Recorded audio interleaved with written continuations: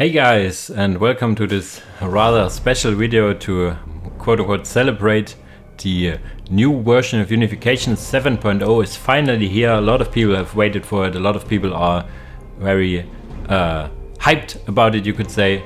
And as I said in the Discord group sometime in the past, I will do a special quote-unquote max reads where I go through all the changelog, which is a very long changelog.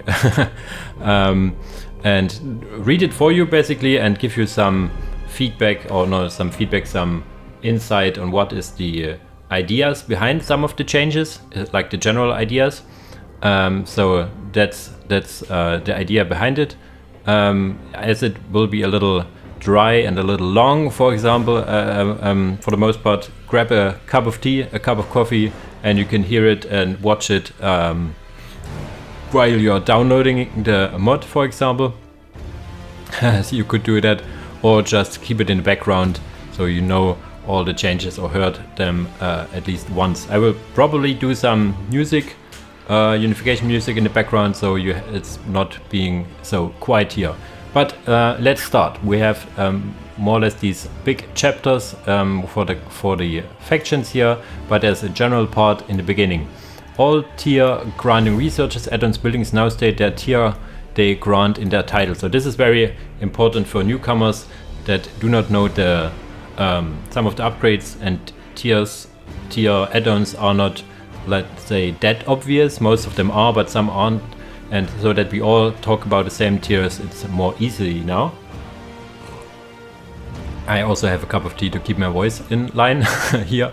The full custom hotkey support is now available. Before it was not as, how should I say, clean.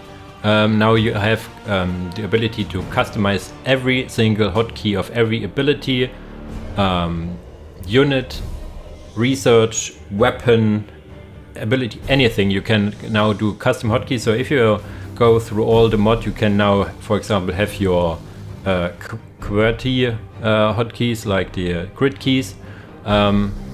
Given that you cannot always have, like, the E is hard coded for eject for like deep strike and stuff, so you will not always have the full grid keys. Here's some about the win conditions. There have been removed some win conditions, like only one scar brand, which would allow only to have one scar brand on the mod, which is very an old relic from the Chaos Demons. Ally sacrifice also has been removed because there's this one sacrifice ability which increases your squad cap, which then would only allow you to sacrifice allied commanders and not your own. So it's very arbitrary and not being continued. Then we have the Witch Hunters all squads is now auto-enabled and hidden. So it's basically means you have now the quote-unquote special squads. You now have them available by default. So all the units you would have before is now available. And remove the Witch Hunters random vehicles. You say, why I like these vehicles? You will see when we at the end come to Witch Hunters, you see why this is. Remove some of the victory conditions that have barely been used and are a little finicky, like hazards and booby traps is something nobody really used. Also bombardment is something I never used. An old Dread Knight was something, I don't know why it really was in, because I think some old dev wanted to have it in, but the dev is no longer here and the old Dread Knight model looks inferior to the new one, so this is also now removed. Removed enable artillery turrets. Said turrets are now available by default, so these artillery turrets for Orks, for Imperial Guard. The Necron pylon is also a turret, artillery turret, basically like the big turrets. Also Tau has one, is now auto-enabled. And demon hosts for the Daemon Hunters are now also auto-enabled and hidden. So basically you have, in every game you now have the ability to call in some demon hosts. There are also some shiny demon host adjustments later down the line. There are new game modes. We talked about Assault, which is basically the opposite of Survival. You are not the defender. You have a very strong defending AI which I don't think is attacking you. I'm not sure in particular, but you are there to assault the enemy and want to kill the HQ. Dark Tide is something that the devs have worked on. Very nice, a nice game mode. You can play it alone, but also up to 4 players. Space Hulk, as well as many smaller arcade modes. Space Hulk, not sure. It's basically also like a little tactic thingy, and smaller arcade modes. There's like a tower defense now as well, I think, something like that. Many new additions and improvements as rebalance is done to Last Stand. So Last Stand has also been increased in stuff, but that's basically stuff for another video, which I will not do because I'm not big of a Last Stand mode, but be assured that there are some Last Stand stuff. The Ynnari AI can now properly capture the red relic points. There's a new victory conditions. It's, I think, AI proper re-init or something it's called.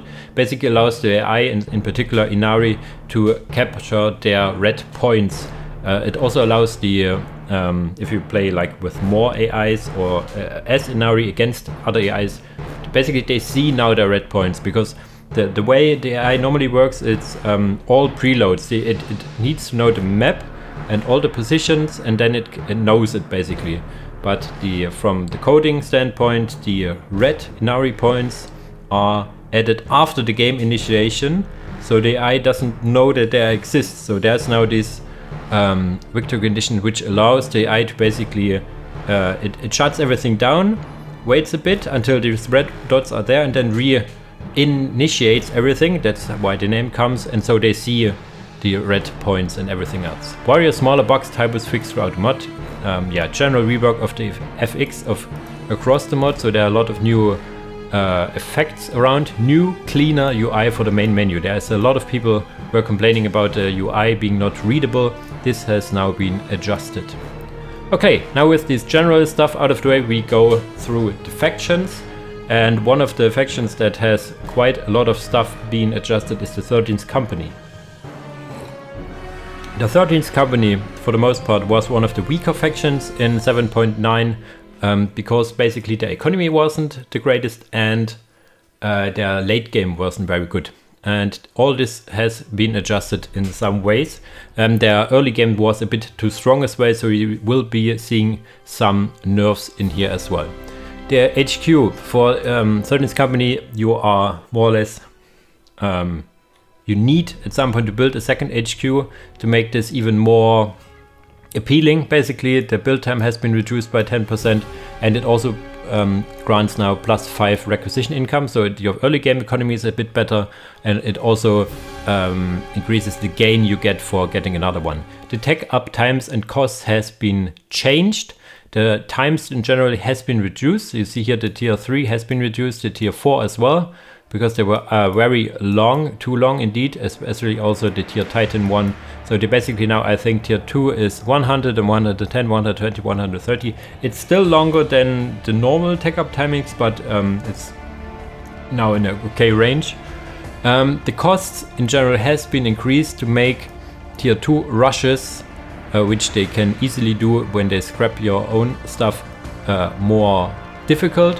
Because the early game is so good, if you can get to have like a standing army and can get to tier 2, this is way too much. So you see the cost in general has increased, and the important part is the scrap costs here. It's 3, 4, 5, 6 now instead of 2, 3, 4, 5. It later down reads you have also now research that increases your scrap you get from scrapping buildings, your own and the enemy. So there's something to make up for it. The Wolf then, basically your barracks has been reduced in health because it's also your economy and can be built anywhere, so it makes it a little more attackable. Provides now also 5 requisition income instead of nothing. Hall of Knowledge also has income, but it's unchanged, and also the HP is reduced. The turret can, the graviton gun was said to be not to allow air targets. Not sure if this was true, but it is now able to attack air targets. The range has been increased, and the damage against aircraft has also been increased. And the graviton upgrade was moved to tier 2. It was tier 1 early on. Booby Trapped Point increases economy from only 1 requisition 0 power to 1 requisition and 1 power, makes it a little more, yeah, to get more economy. It doesn't look like a lot, but it is very cheap, like with 10 requisition, 10 power, so it gets your money back rather quickly, less than 2 minutes. Booby Trapped Slack now also infiltrates with the tier 2 add-on. This was basically an oversight, increases economy from only 2 rec 0 power to 2 rec 2 power. Same with the Booby Trapped point here. Razor wires are now really nice. They have been reworked, so they can now actually pass over them. They are in the code behind it, they are more like mines now, so you can walk over them actually. And the razor wires across the mod, you will see it here, and now you can pass over them. The razor wires for 13th Company were okay in terms of damage and slow value, so they basically stay the same but make them passable. Minefields cost increased. They were very cheap, now they are a little more expensive than normal minefields because the minefields of 13th Company also infiltrate buildings around it. The Iron Priest, the builder, can now decap points, which makes it like the common counterplay from like deep striking Iron Priests against your listing post is to just delete your listing post. It sounds stupid, but a listing post costs for the most factions 100 requisition. You get 50 requisition back for building it, and if you delete it, you get half of the building's price back, so also 50 requisition. So it's basically a non-cost if you delete it, but you then also the how should I say, the enemy cannot scrap from it. And then the Iron Priest would just stand around. But now the cost if you delete it becomes a little bit more, because now the Iron Priest can decap the point as well, decreasing your economy even more. The Iron Priest has slightly increased HP, reduced the HP damage you make to enmend, to make it damage your own building, so to make these reduced health, like take this into account, this was reduced.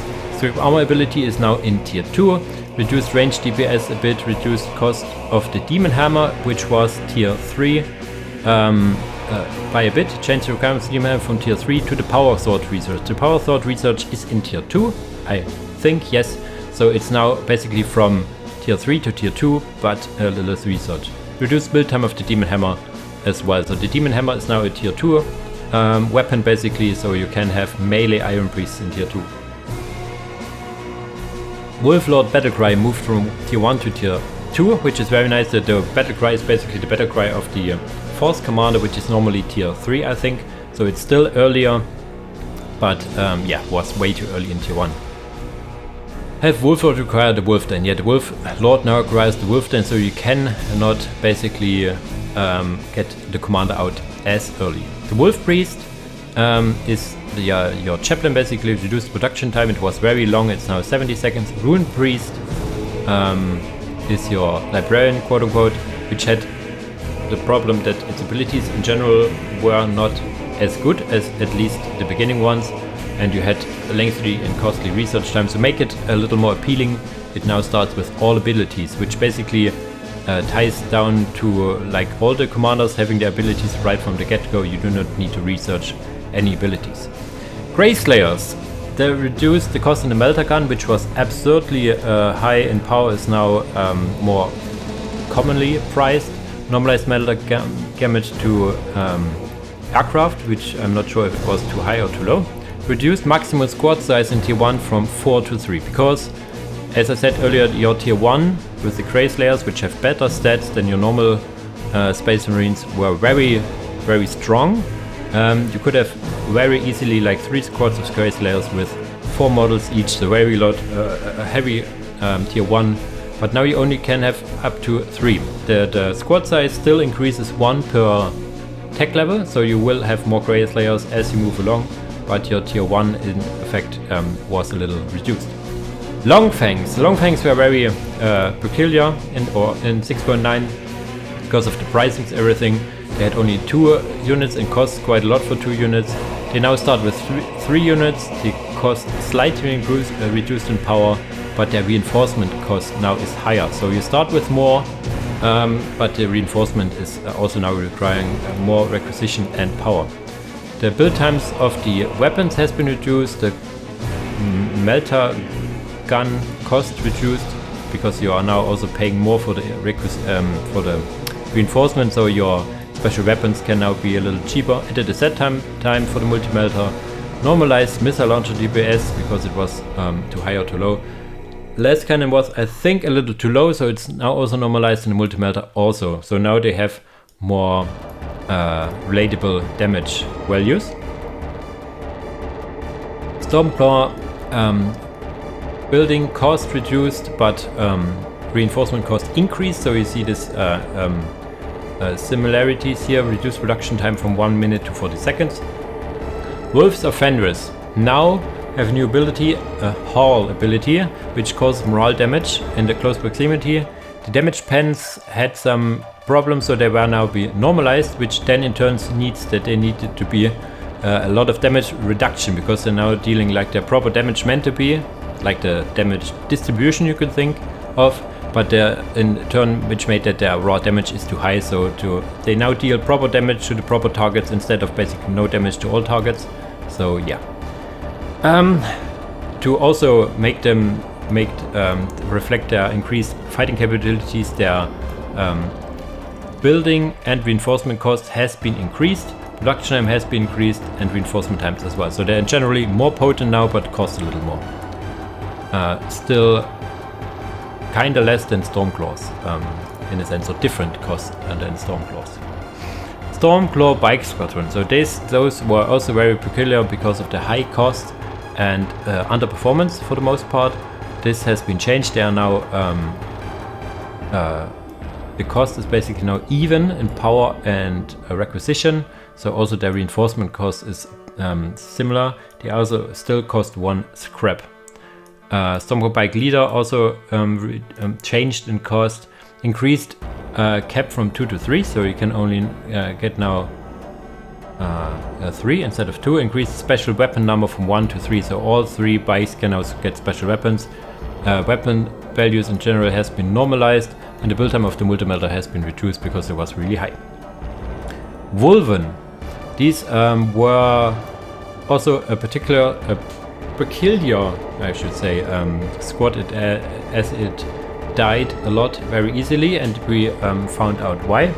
In general, it reduced the building cost a bit in power, but increased the reinforcement cost, something you have seen in the past, made their DPS so similar to what they represent, possessed. And here's the big part.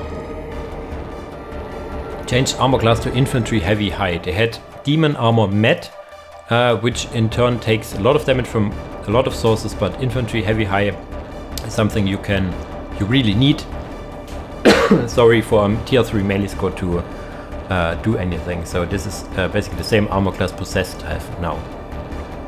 Then the Terminators. Terminators are tier 3 now. Both variants are on tier 3. The heavy flamer for the ranged Terminators are now a Krieg gun weapon, which basically slows the enemy. So it's basically now more fitting in their idea of the faction. Production time reduced. Assault Storm Terminators, like the basically melee Terminators, are also now tier 3, and production reduced. The Death Throne pack is your tier 4 infantry. The melter gun build time has been reduced, the melter gun cost has been reduced, and the plasma pistol cost has been reduced to make them in general more a viable option instead of having them melee only. Now we come to the vehicles. The Dreadnought can now deep strike from your HQ. How awesome is that? Reduced range of the Hunter Killer missiles. That is something you will notice around the mod. The Hunter Killer missiles were more or less taken from the Sisters of a Better Hunter Killer missile, which is basically, I think the range is like 10,000 or something, basically map wide. It now is 100. This is basically artillery range. Removed the HP regeneration and reduced the production time. Predator removed HP regeneration, reduced production time to make it more easily to get them out on the field. The Xiphon Interceptor was something that had a very low damage overall, and the damage was now increased, and the armor pens were also looked at, so they are now a more potent vehicle. The cost was stayed the same, but the production time was a little lower in the end, so it got increased a bit. Leman Russ and Land Raider. The Leman Russ Primarch is meant, and the Land Raider, they had a shared cap. This is now removed because one is a Primarch and other is a relic unit. Something you will also notice in the other factions. So we have now these special role of a Primarch, which has not a shared cap with any relic unit. Leman Russ can summon a Leman Russ, so the cost got increased to price in basically the instant build time, and that it's directly at the front instead of being built in a building back at your base requiring time, so it's now more expensive for that. The squad leaders had detection range, which is now increased a bit. Grenades, all grenades and smoke launchers now have increased cooldown of 60 seconds because they have the normal grenades and smoke grenades have a shared cooldown, which is important because all your squads or most of your squads can throw down smoke grenades, which is very handy. So now they have increased cooldown because it was very low in the beginning. Pop cap upgrades were really expensive for what they get. They only give you like 3 and later on 4. Squad cap increase basically 1 additional squad, so the cost has been reduced and the little power increase over the upgrades is still a lot cheaper than they were before. Some researchers has been moved the plasma pistol to tier 2. The plasma pistols has been normalized / buffed because they were a little low in the damage department. Power sword is now also tier 2 and second bionics upgrades is now tier 3. It was tier 2 for some reason, and the optics were tier 3 all the way. Quick start got increased, that they have now proper quick start resource and some scrap. There are new units, 2 new units. There's Rhino, which I've showed you in the 13th Company showcase already. It is available in tier 2. You can get 1 per HQ and has also Hunter Killer Missile ability.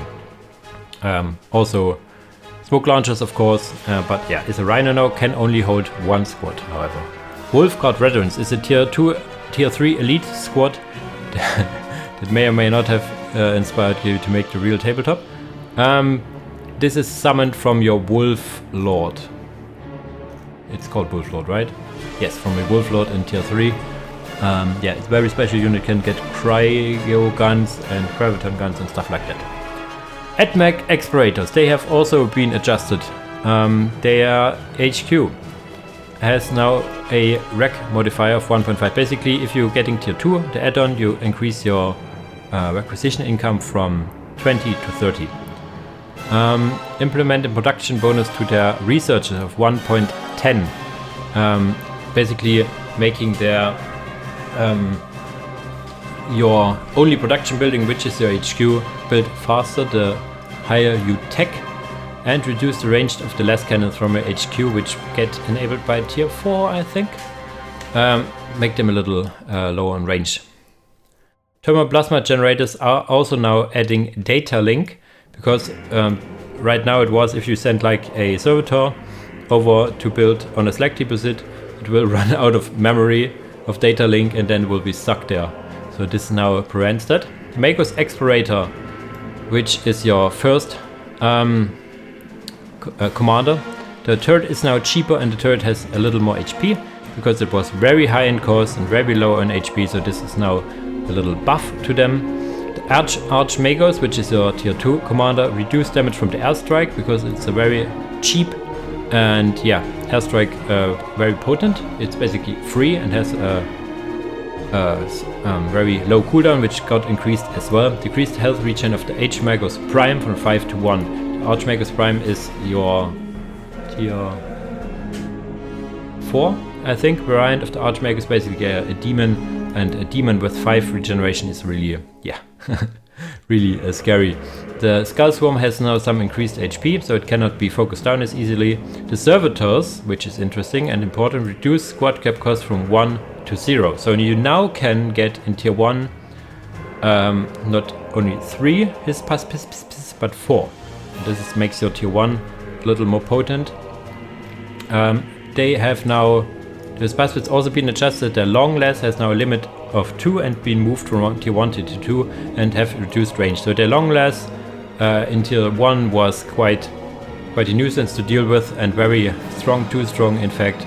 The Melter Gun have now more fitting armor penetrations. Armor penetrations basically mean how they perform against different armor types, so it's more now like similar to other melter guns. Increase morale damage from 0 to 10, load maximum damage, and raise minimum damage. So they are now a little more reliable on their damage. Increased cost of grenade launchers, normalized armor pens of regular hell guns and last guns. So there were some inconsistencies in the weapon values. Warrior of this Omnissiah, something a lot of people really hate to play against. So there are some adjustments to this unit. It's now slower, basically I think as fast as a normal Sentinel. The speed reduction from the tier 2 research, however, has been removed. So the tier 2 research only increases the armor class now, not reducing its speed. So it's now better in tier 2, basically more or less the same in tier 2, but a little weaker in tier 1.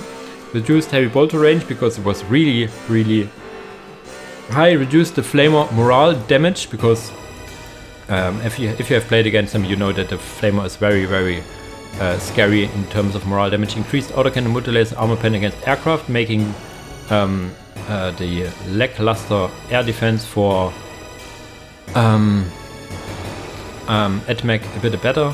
Added its strategic points to its requirements. So you cannot build it immediately, you at least have to cap 1 point. It's not that you need to build an LP or something, but you have to cap one. So the point where a warrior of the Omnissiah can hit the enemy base has been delayed by quite a bit. Not like super much, but to this part that you cannot on Blood River or any map just build a warrior as the first thing you do and kill the enemy builders and capital units and have a really salty opponent. Assault his Paspits are no longer attached to the squad because there were some funny stuff. If you attach a commander, it will jump with the squad. That's the reason why you cannot attach commanders to your ASM, for example. The cost has been decreased, but the reinforcement cost has been increased, something you similarly see in 13th Company. Moved squad leader from tier 4 to tier 3, which is consistent to the Hispaspids. They have the squad leader in tier 3 as well. Reduced cost of the squad leader, it's still very expensive, but it is now a little less expensive. They had really high melee stuff. Basically 100 was something that is an oversight. Now the Hispaspids leader is more what it's needed to be. Reduced build time of the squad leader. Yes. The Praetorians is a squad that had very interesting weapon values all around. You see this is a very old mod, so you see a lot of very weird quirks basically. And now the Praetorians had very weird weapon values that has been now adjusted to be more in line of what you have been known from other factions in the mod. The Hellstalker, reduced melee damage against buildings, so you're less backstabby potential now. Adjusted special weapons to be similar to other weapons you know from, let's say, Hellhounds or something like that. Reduced special weapon cost. This is very good because they are very expensive, but a little too good for what they do. Reduced pens of the melee attack against building high by a little more. So it's not. This is basically a general reduction against all building types, and this is against HQs a little more. Something interesting here, because like in tier 3, normally you get not any new units. Now the Atos drone you built from your listening post is moved from tier 4 to tier 3. So you will see a lot of more drones.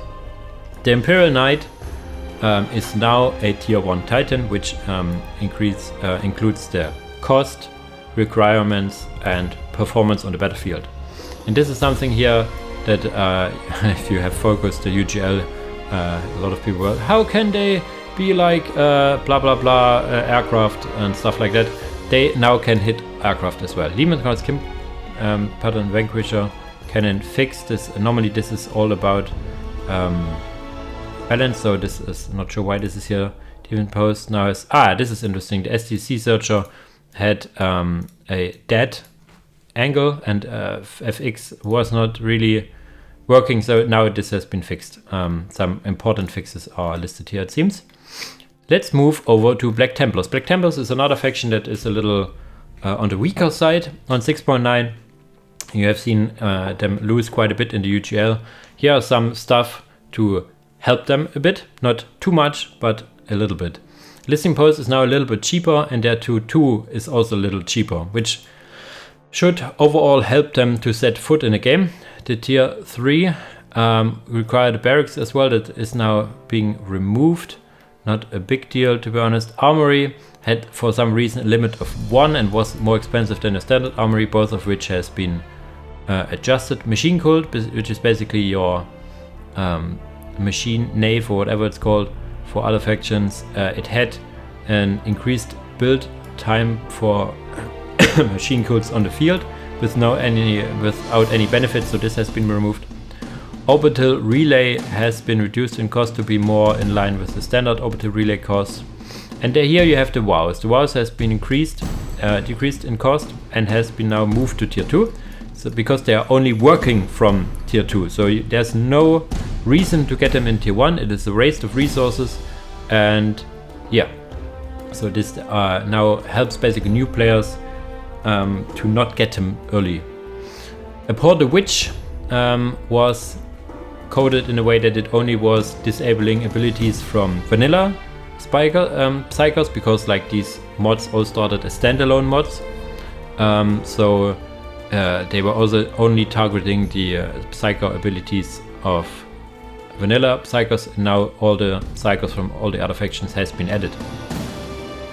Techmarines commanders can no longer attach to them, which is a quirk nobody really understands why it was in the case. It's now no longer the case. Castellan, reduced damage of the holy hand grenade of Antioch to infantry and commanders. This is basically like the big tier 3 grenade. I'm not sure if it's like one time only, but yeah, it got reduced, so it no longer squad wipes all stuff it hits. And USS line was added that increases squad cap by 1, which it does. The Marshal, your tier 4 commander, has the critical is now a relic, something that you see for other tier 4 commanders as well. Tier 4 commanders are not meant to have a critical requirement, but a relic requirement. Your Crusader squad, your bare bones Crusader squad, reduced plasma pistol weapon accuracy, because yeah, the plasma pistols were a little too high on the performance part, so they have now not perfect accuracy and are very expensive now. Flamer melter gun range is now 25 and multi-melter range is 30. Engagement range has been adjusted. Well, the engagement range is basically when they start their melee, I think. I'm not really sure what this engagement range is really about, but it has been adjusted. Not only for this squad, but for many squads, but I think not all are listed. The fire support squad is very good now. Added a missile launcher as tier 2 weapon upgrade, removed the multi-melter as tier 2 upgrade. So they now have a potent anti-vehicle option. Increased range of less cannons a bit and increase the less cannons damage. So the less cannons is your tier 4 anti-vehicle is now a lot better. On the other hand, your command squad, which was before your only squad with missile launchers, they now have no longer missile launchers but melter guns. Their command squad is on tabletop and lore more meant as a melee squad and was not really fitting to have missile launchers to be your ranged support. Which basically fire support squad is really what it is meant to be. Assault Crusaders had a limit of 3, I think, which has been removed. Rhino, something you will see in a lot of Space Marine factions. They have now a pop cost of 1 and are limited to 4. Have no shared cap with Razorbacks. That they are limited to 4 and have a pop cost of 1 is now the standard for Rhinos in the mod. Razorbacks has been limited to 4 and removed the shared cap. Dreadnought, interesting. Increased assault cannon range a bit, increased flamer range a bit, increased melee damage of the power fist by 50%. This is to make up for that it starts without 2 melee weapons. If it started with 2 melee weapons, its melee capabilities were basically 100% stronger than it is right now, and to make it a little more fitting to the Black Templars, because they are like the melee faction, and sometimes it also starts with a sword in the hand. So it now is a lot better in melee from the get-go. The Predator reduced cost of the less cannons quite a bit and DPS of the less cannons buff to make it more fitting to other less cannons of Space Marines. Land Raider increased Hurricane Bolter range a bit. Knight Armiger, I think he has an R missing, no longer a squad but 1 unit, and increase the limit from 1 to 2. So basically now you get 2 units instead of having a squad of 2 units, because squads with vehicles is really, really bad, because I think you can also not repair if they are squad or something like that. So they are now separate entities. Walkie person teleporters has been reduced in cost because there was a little high. Seal. The seal was now, what should I say, adjusted. The seal buffs do not stack anymore, and the duration of all buffs and controllers is now 5 seconds. There were like some inconsistencies on how long the controllers last and how long the buffs last, so it's all 5 seconds now and it doesn't stack anymore. There's a new unit, aircraft unit now, the Land Speeder Tempest. Similar to ASM aircraft, but instead of choosing missile, it already starts with a crack missile. So it's a little more expensive because of that, but you get a crack missile automatically added to it. Blood Angels. We do not talk about Blood Angels because they are practically new race, as it stated here. A lot of stuff has been adjusted, basically a complete rework as it states here, so there's no need to go into details because there's so much new stuff, so much adjusted stuff that it will not be feasible to talk about here. See it in the game yourself. Really, really nice faction now. One thing I want to tell about them is, however, how their Red Thirst works now. The Red Thirst has basically 2 parts. The one part is the buffs you get in melee, and these are unconditional. Basically, the only condition is you're on melee. Every infantry squad, apart from the Death Company, which have their Black Rage, whatever, now gets bonuses when they are in melee. I think these bonuses are health regeneration, maximum health, damage, stuff like that. On the other part, the Red Thirst have the downside that if you lose morale of the squad, you lose control. Basically, you cannot get them any more orders, but you can activate abilities. So if a unit becomes lost, basically, let's say a shout, "We are lost!" you then can rally them. All squads, most squads have what are called sergeants with the rally ability, so you can rally your troops back in shape. So this is something just I wanted to talk about to make clear how the Red Thirst actually is working. Okay, the next faction we want to talk about is Chaos Demons. A lot of stuff also changed for the Chaos Demons. They were a really nice faction already, but now has been got a lot of love to make them more more complete faction, you could say. Units cap has been increased. They increased the maximum of Greater Demons from 6 to 8 for like if you go the Greater Demon path, and Greater Demons from 4 to 5 if you go from minions. A little more Greater Demons because you have more, you see more demons later on. Remove the cost of Wild Sacrifice. This is the ability we talked in the beginning where the ally sacrifice was being removed. It actually costed some resources and also your commander you put it on, so it's already quite a downside to sacrifice a commander. So this has been now removed, the extra costs, to make it more appealing, you could think of. Increase the Lesser Demon pop you gain from Lesser Demon's portal from 4 to 6. So this is a very important change. So now you can get more Lesser Demons from your Lesser Demon portals, because the Lesser Demon portals have an increased building time the more you have there, and basically before or like in 6.9 to get your maximum Lesser Demon cap up, it took ages for the last Lesser Demon portal to finish. Increase the Greater Demon pop gain from Greater Demons from 4 to 5. Basically, if you go Lesser Demons, minions you only need to 1. Still only 1 Greater Demon portal to get your maximum out. So this is why this is.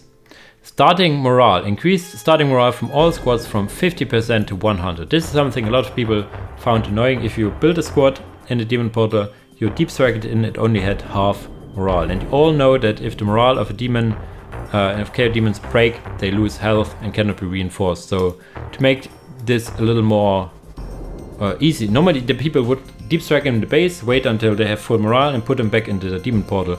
To make this a little less stressful, they now start with 100%. This is also quite the buff, to say the least. Tier 2 add-on. For a Tier 2 add-on, you no longer have to decide if you go lesser demons or greater demons. It now only requires the Dark Circle and lesser demon portal, so you can decide basically later on. You no longer have to decide in Tier 1 if you go for greater or lesser demons. The demonic shrine has been changed in income. The income was very weird, in fact that it got very low income in the beginning and then very high income later on.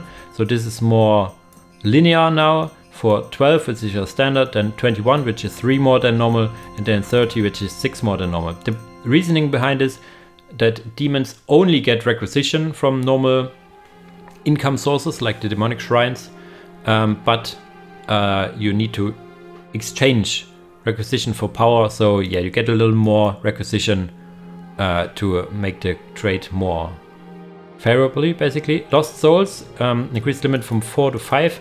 Lost souls are used to attach to your squad so they do not lose morale. So this is more a quality of life change, so you have more souls to spare.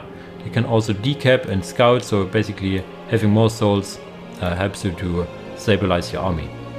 The Demon Lord reduced the radius of the Flame Tongue ability.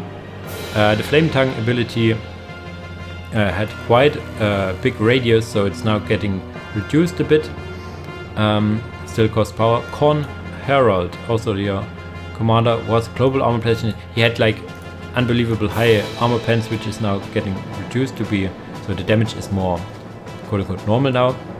Horrors now also state in their unit card that they are good against infantry, something special for the Horrors of Chaos Demons, because it's more or less quote unquote your only ranged squad, which is not true, but your go-to ranged squad, which is also good against infantry. A lot of people were missing this information, so you now can see it.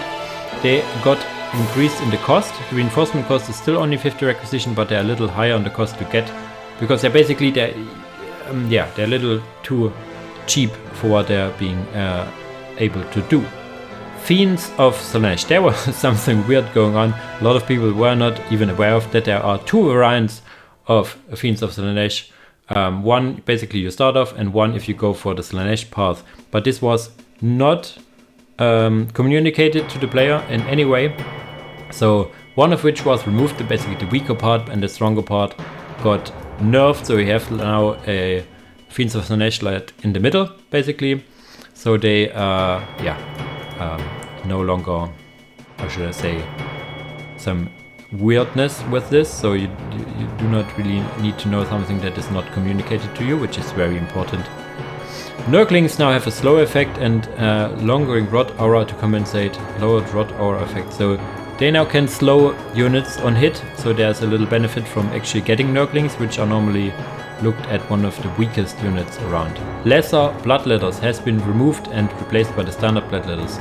So even if you do not go for the Khorne path, you still have standard Bloodletters in tier 2, because there's like lesser Bloodletters aren't like a thing. You do not have like lesser Fiends of Slaanesh, they were not called like this, and yeah, it was really weird to have lesser Bloodletters, so they are now only standard Bloodletters.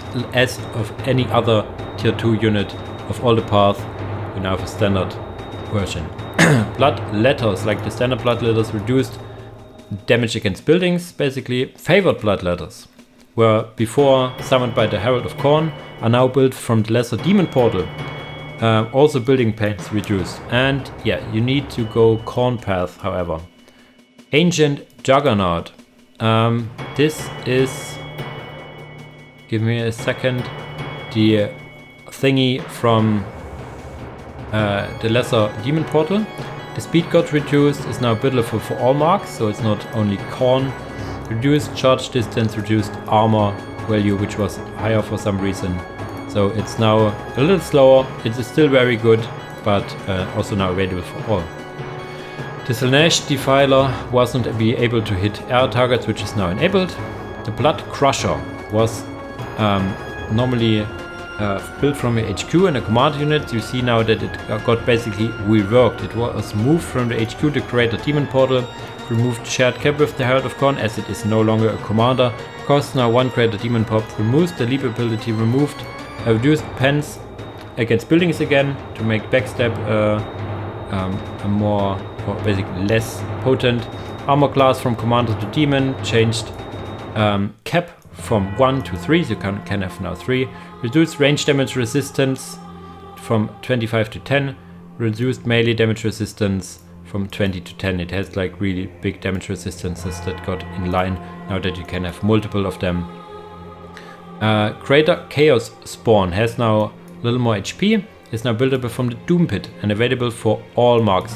Before it was only undivided. If you were picking a mark, it was not available. It's now available for all. Have some inconsistency with the armor value is now 100. 100 is basically the standard armor value. Reduced speed from 30 to 25. Demon Princes no longer require 2 pop cap because you were summoning them from your Demon Lord, which has no pop cap requirements. If you summoned in a Demon Prince, you could go over the pop cap basically because the summon or the sacrifice does not care about what your pop caps tell you. And reduce also the relic requirements because it's of the research, because they are not really relic units. However, to your tier 3 greater demons, the Bloodthirster, blah blah blah of Change, Keeper of Secrets, Great Unclean One, Lord of Change, Keeper of Secrets, Great Unclean One, now require a relic, because there are actually relic units. Your tier 4 relic unit plus the Hellspawn, the Death Trigger and whatnot, the Soul Grinder and stuff, are no longer locked behind the Chaos Undivided. Basically everyone can get it.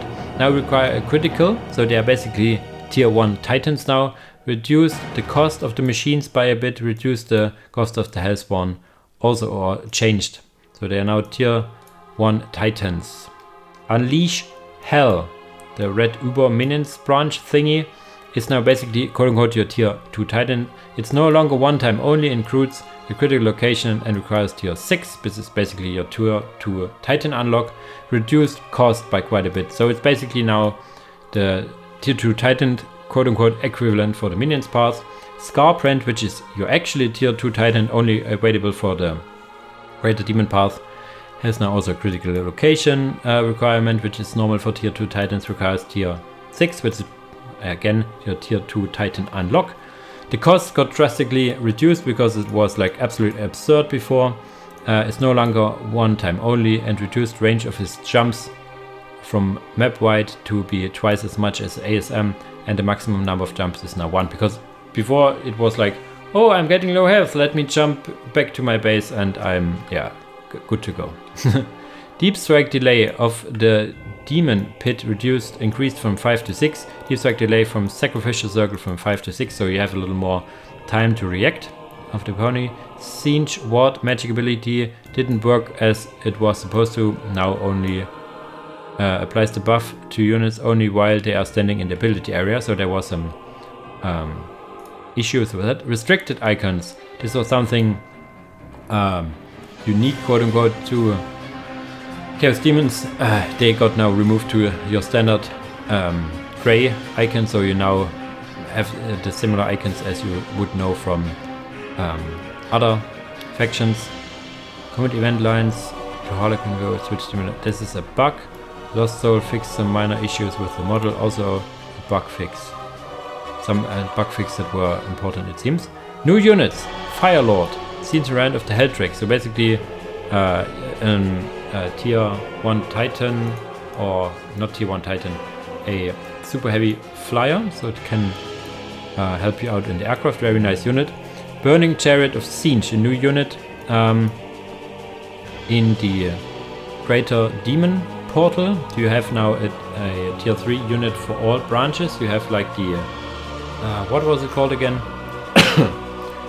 Not Ancient Juggernaut, Blood Crusher for Khorne. You already had the Blight Drone for Nurgle, and now you have the Burning Chariot for Siege, and the Seekers of Slanesh for Slanesh. And you also have the Demon Spawn for all. The Hate Angels are now added in to have, these are basically some melee and ranged hybrids. Available for all paths except for Khorne, I think, in tier 3. The Death Wheel counts part of the tier 1 Titan available to all marks. Death Wheel was available before, but maybe it was something changed it. Demonic Mutilators is something I really like. They are now, you cannot only get Demonic Obliterators, but also Mutilators with this one research to get availabilities to them. New models for Chaos Icon, Greater Demons, Lesser Demons, Slaneshi Fiends, Plague Bearers, Lord of Change, Soul Grinder, Soul Scourge, and Massive FX and Voice over Rework. So they look nicer, basically. Oof. Moving on to Chaos Space Marines. You have Iskandar Canyon, which was your tier 4 sorcerer. Now no longer requires a critical location, only a relic. Aspirant Champion from Cultists and Chaos Space Marine removed the tier 2 requirement, which was which was wrongly communicated between the balance team and the developers, so they are now as they were in vanilla. Raptor special weapon cost reduced because it was too high. Havocs. The report with Havocs was that they had too much burst damage when you put them in a transport. The idea now is that you can have less models, so your burst damage of a full squad out of a transport is now reduced by 25% because you only can have 6 models. Iconoclast Zealots were a unit very strong. They are still very strong, but they have now adjusted in some ports. For example, now they require a sacrificial circle, so they have the same requirements as the berserkers, called berserkers. Pop cost increased cost, increased reinforcement cost, increased self damage from the combat stim pack to basically you actually get some damage. And Sisters of Slaughter now have morale and do not increase squad cap by 2 anymore. That they increased the squad cap by 2 was an oversight because like all squad leaders increased the squad cap by 2. This was ability they had which was not meant to be. Sisters of Slaughter now have morale, so they can actually be broken. Chosen, reduced limit from 2 to 1 because you already have hell of a lot of units in tier 3 you can get, like Terminators, Possessed, Mutilators, Obliterators. So to make this tier 3 stuff a little less, it was reduced. Rhino now is a cap of 4, reduced, raised support cap by 1, and the Rhino from Chaos Space Marines and Space Marines had basically no damage or less damage compared to other Rhinos, so this has been normalized, so they deal a little more damage in ranged now. Defiler, improved Havoc missile launcher accuracy, now consistently hits targets. Less cannon and missile upgrades now deal their corresponding damage properly to buildings and buildings.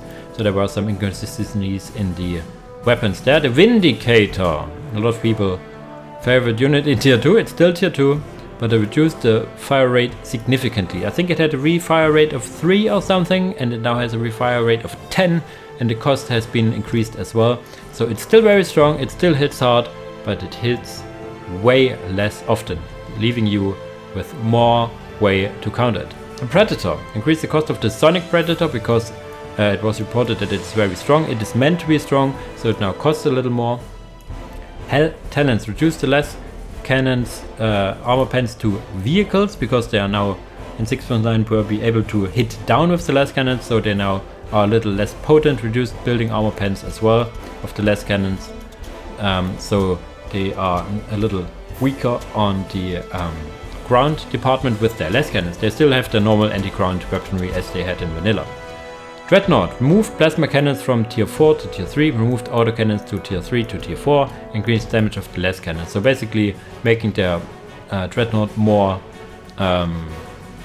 feasible to get, basically. The weapons are out a little earlier.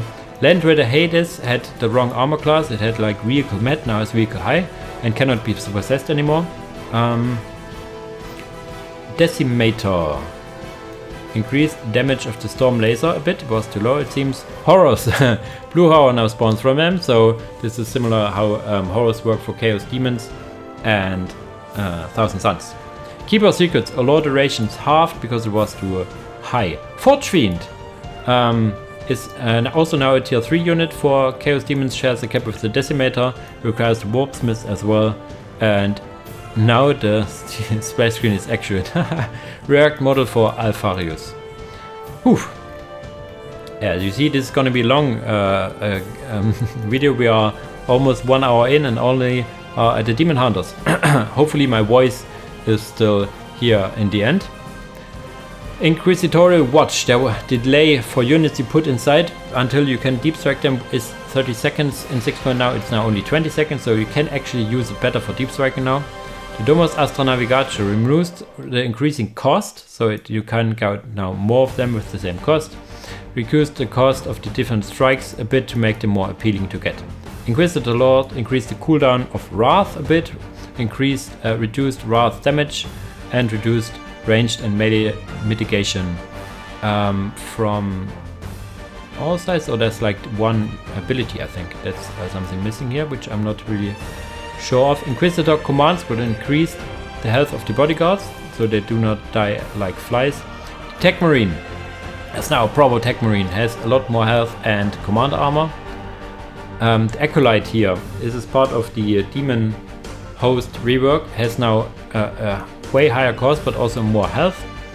You will see later what is with the Demon Host. Brother Captain Arwen Stern, the Purification ability is now called Banishment. You will see later on why this was changed. Hallo Dreiger now is exclusive to the Grey Knight branch, no longer shares a cap with Arwen Stern, which is a tier 3 commander. Cost updated. Stormtroopers, your favorite but underperforming tier 1 units, now is a little cheaper, has some normalized melee weapon pens which were off, it seems. Increased range of the melter weapons a bit. Fixed US engagement range, grenade launchers, there were some engagement range problems. Grenade launchers now have a little knockback nades. Bonus from targeters changed, so they now have a little knockback and get increased damage from the range damage upgrade. Melter guns receive extra damage from the targeters as well. Bodyguards now modernized also the melee pens, increased range damage of the melter, reduced exorcist priest AoE accuracy reduction, over from 50% to 30% reduction. This was a little strong, of course. Purgators and Interceptors, there you see a lot of text.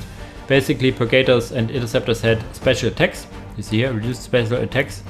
Damage of ranged and melee weapons reduced AV capabilities of the increased AV capabilities of the Incinerator, but because the Incinerator is meant to be as an anti-vehicle option. Morale damage reduced, special attack damage reduced, radius of the special attack reduced, health of the commander reduced, and HP regeneration of the squad leader reduced. Interceptors similar, morale damage reduced, ranged and melee default, this was here similar. Morale damage melee weapon also reduced, special attack reduced in damage. Jessica also now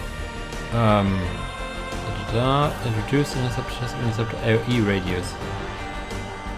I think this is from the special attack, yes. Recruitment price of interceptors slightly reduced, so you now can get 2 with your starting resources. Reduced health of interceptor Jessica, your squad leader, by quite a bit. Support servitors are now limited, no longer limited for 1, you now can have 2, which also makes your Inquisition branch a little better. Servitor multi-melter range increased to 28, making them a little better in their anti-vehicle capabilities. Grey now Terminators are no longer tier 4 but tier 3, similar to other Terminator squads. Paladin now the Holocaust, renamed to Purification because nobody likes to have the word Holocaust in your in a work. This is just Games Workshop being edgy here, and I think it also already meant to work like Purification from the get-go. The Rhino Hunter-Killer missile being reduced, added vehicle technology 2 as a requirement to the field repair, which was really strong. Now you need at least 1 technology have here. There's some engagement range also. Chimera, something you will also notice when we go through the mod. Chimeras all around are now limited to 6. They already had a limit of 6 in vanilla. Some of the mod factions had no limit or a different limit. Now the standard is now 6. Chimeras for Demon Hunters already have a squad cap cost of 2. You will see later on that the squad cap vehicle cap cost of 2 is now the standard for all chimeras. Medipacks, there was something that the stormtroopers, bodyguards and stuff did not get morale bonuses, although it was stated in the UCS. This was fixed now. Scholars had some weird melee pens, I think it was 0 or something against buildings, which now is being adjusted. Razorback, Hunter Killer Missile ability buffed, reduced range of the Hunter Killer Missile to 100, so basically the new standard. Moved Assault Cannon to tier 2. Not sure where it was before. Fixed defense of Assault Cannon to be standard-ish. Reduced cost of the Assault Cannon because it was very important. Change cost of the Las Cannon. And the Las Cannon moved to tier 3. The Las Cannon also increased in damage so to reflect its new tier. Silencer no longer have worse range than default weapon. So this was something I wasn't aware of. Stormhawk Interceptor. Reduced the DPS of all weapons by 10%. Reduced the range and speed by 10% as well. It was already very costly and long building time, but very effective. Now the effectiveness was reduced a bit. The Demo class changed armor class from vehicle low to vehicle met, just a little more consistency stuff. The Storm Raven no longer has the auto repair pen landed, but it can now be repaired also when in the air, something other Storm Ravens now share as well. Land Raider Redeemant, there are like 3 Land Raider variants. The Land Raider Demon is now basically quote-unquote a special tank, which in turn means it no longer requires a relic but a critical, but is no longer shared with the other Land Raiders. It is also now available for the Grey Knights, but the cost got increased heavily to make up for it. The Dread Knight is now a tier 1 Titan, so it has now increased cost. It looks very high, but you do not have an extra tier 2 Titan unlock research, so the costs for the upgrades, the research you save, now have to pay extra, at least a bit. I think the build time also got increased a bit. Talking about Demon Host. Rogue Demon Host can no longer be deleted, so if you have a Rogue Demon Host, you are stuck with it. Will now automatically die after 45 seconds and deals a lot of damage around. Lesser and greater demons have a general overhaul of all abilities and stats. There are new, I think, yeah, there will be hopefully stated over here. No, it's not stated over here, but there are now new researches about the demon hosts, and the summoning chances also have been changed to be even. The more researches you get, the better chance you have to get greater demons instead of lesser demons, and also your chance to get rogue demon host gets lower and lower. A new unit, Adeptus Assassin, which I has waived also, is available for the Inquisition branch. The Grey Knight Vindicator was survival exclusive, now is also generally available now. Inquisitor Astor Sabatier is now available by default should you go the radical path, make demon hosts and stuff. She was before only available to get in some special matchups. It's now can be by the Chocaero, like the ape weaponsmith, something like that, but she has a cap with the Adastria Inquisitor. Demon host Cherubael, famous one, added as a chance to spawn once you finish the final tier of the demon host summoning research. So yeah, this is a named character you can now get from summoning demon hosts. Jesus fucking Christ. Now we go on to Dark Angels, and there's a lot of stuff changed for Dark Angels, I tell you. Whew. Let's start with the listening posts. The listening posts had the quirk that the LP3 were getting 36 requisition part, which was not the standard. The standard was 24. There you have it. Machine Knave now have increased pop thing you get from 2 to 3, so you no longer need to get a vehicle pop upgrade before you can get a Dreadnought. So basically your Dreadnoughts are a little earlier on the field now. All your Tech Marines had infantry pop cost of 1, which got removed. Librarian improved Hellfire cast radius because it was too low. Lion L. Johnson is now available for tier 4 for all companies, and no longer requires Secrets of the Inner Circle for the Battle Company branch. So it's now tier 4 for everyone, and is moved from the Sacred Artifact building to the branch buildings. Was a Primarch already, so required Relic and Critical, and the cost and stuff was already the same.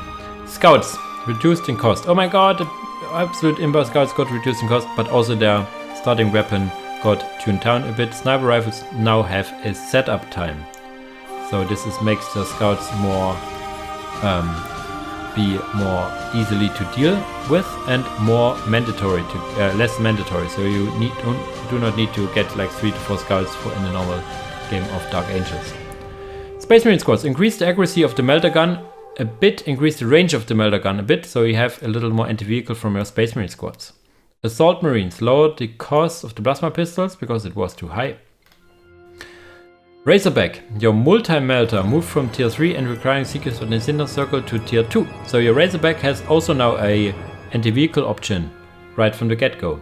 Multi-melter requires armory, okay, that's fine. Reduced fire rate of the multi-melter because it was like firing at, I think, too fast.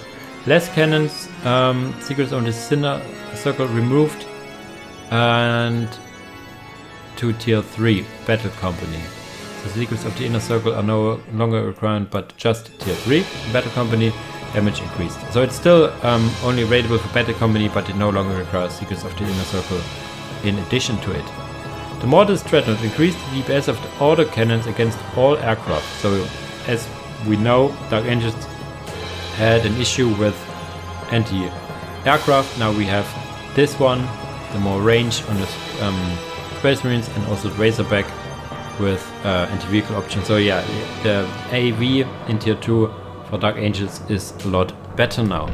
The Dreadnought, reduced cost of the Inferno Cannon because nobody got it, reduced damage of the Plasma Cannon by a bit because it was very strong, is still very strong. Weapons of the Inner Circle, basically your commander, squad leader, special weapon stuff got reduced by quite a bit because it was way too high in and cost. There was something with the chaplain that has been removed. Rumors of the Fallen, the thing that increases the detection range of your commanders, is now at a sensible price because it was way too high in price. Now you have it. Now we start with the tier 3 stuff. The Raven Wing Sanctuary is now cheaper, increased the limit from 1 to 2 in total.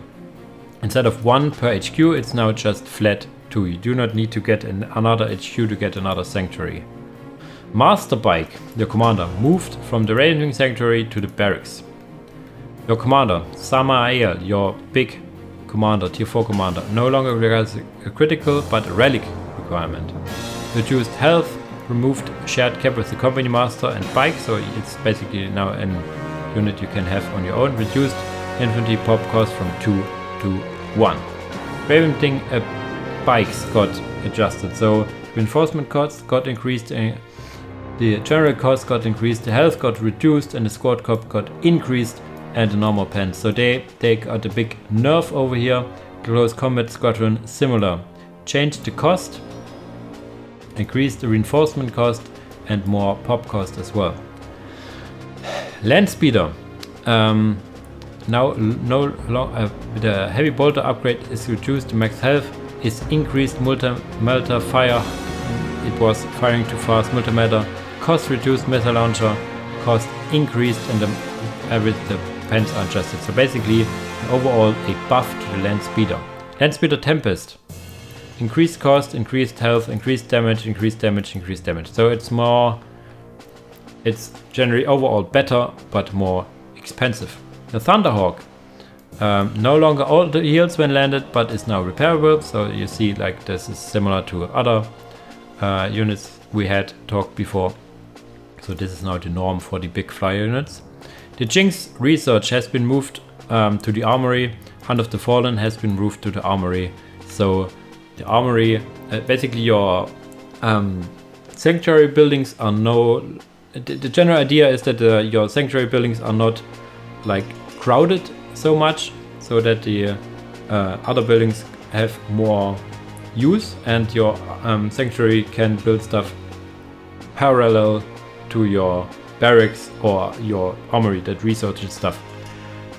So you're no longer like what is called bottlenecked by your Sanctuary production time.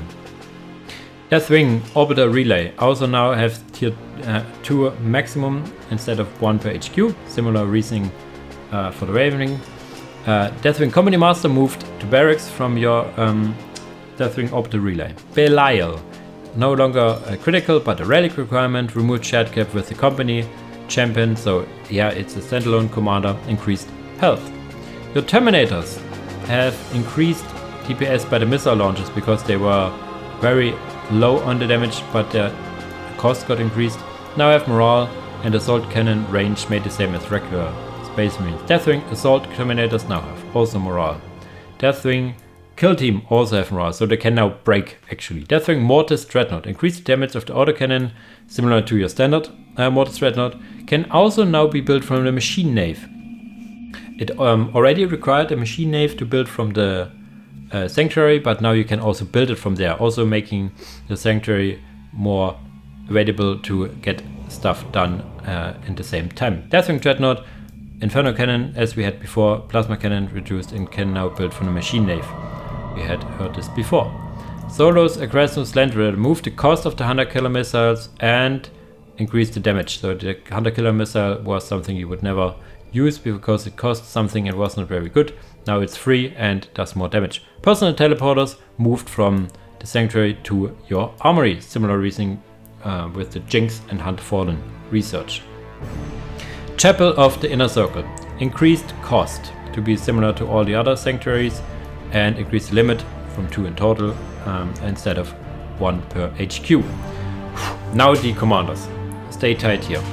Master Lazarus is now your relic dude. He got a relic requirement, increased cost, increased health, removed chat cap with Azrael. The Ezekiel and Asmodai got reduced cost as well, and Asmodai buffed his aura because it was how should I say, what's this guy with aura radius of ability which causes MD morale by. Yeah, the aura was not really working as it was intended. It was only triggering once every 10 seconds, so it now triggers more often, but the radius was still very high, so it got reduced, so it's more like an actual aura now. Removed all range and damage reduction modifiers. So it's no longer tanky, too tanky. Azrael, reduced pop cost from 2 to 1, removed chat cap for the command squad, increased watcher cost you can get on him, increased, removed watcher invulnerability. So this was very nuisance that if the watcher get hit instead of Azrael, it would not take damage. Moved to tier 4, so this is now your tier 4 commander. Before I had like a lot of tier 3 commanders, like Master Lazarus and Azrael were all like similar but not the same. Removed Seekers of the Inner Circle requirement. So these guys, tier 3 require Seekers of the Inner Circle. Azrael now requires tier 4, and the stats been adjusted a bit to so that he is tier 4 now. Command Squad. Remove the Company Master requirement for the Command Squad itself and all the units inside. So you now can just get it without the Company Master. The Company Master also had like a shared cap before with Azrael, I think. So yeah, all the shared cap nonsense got adjusted a bit.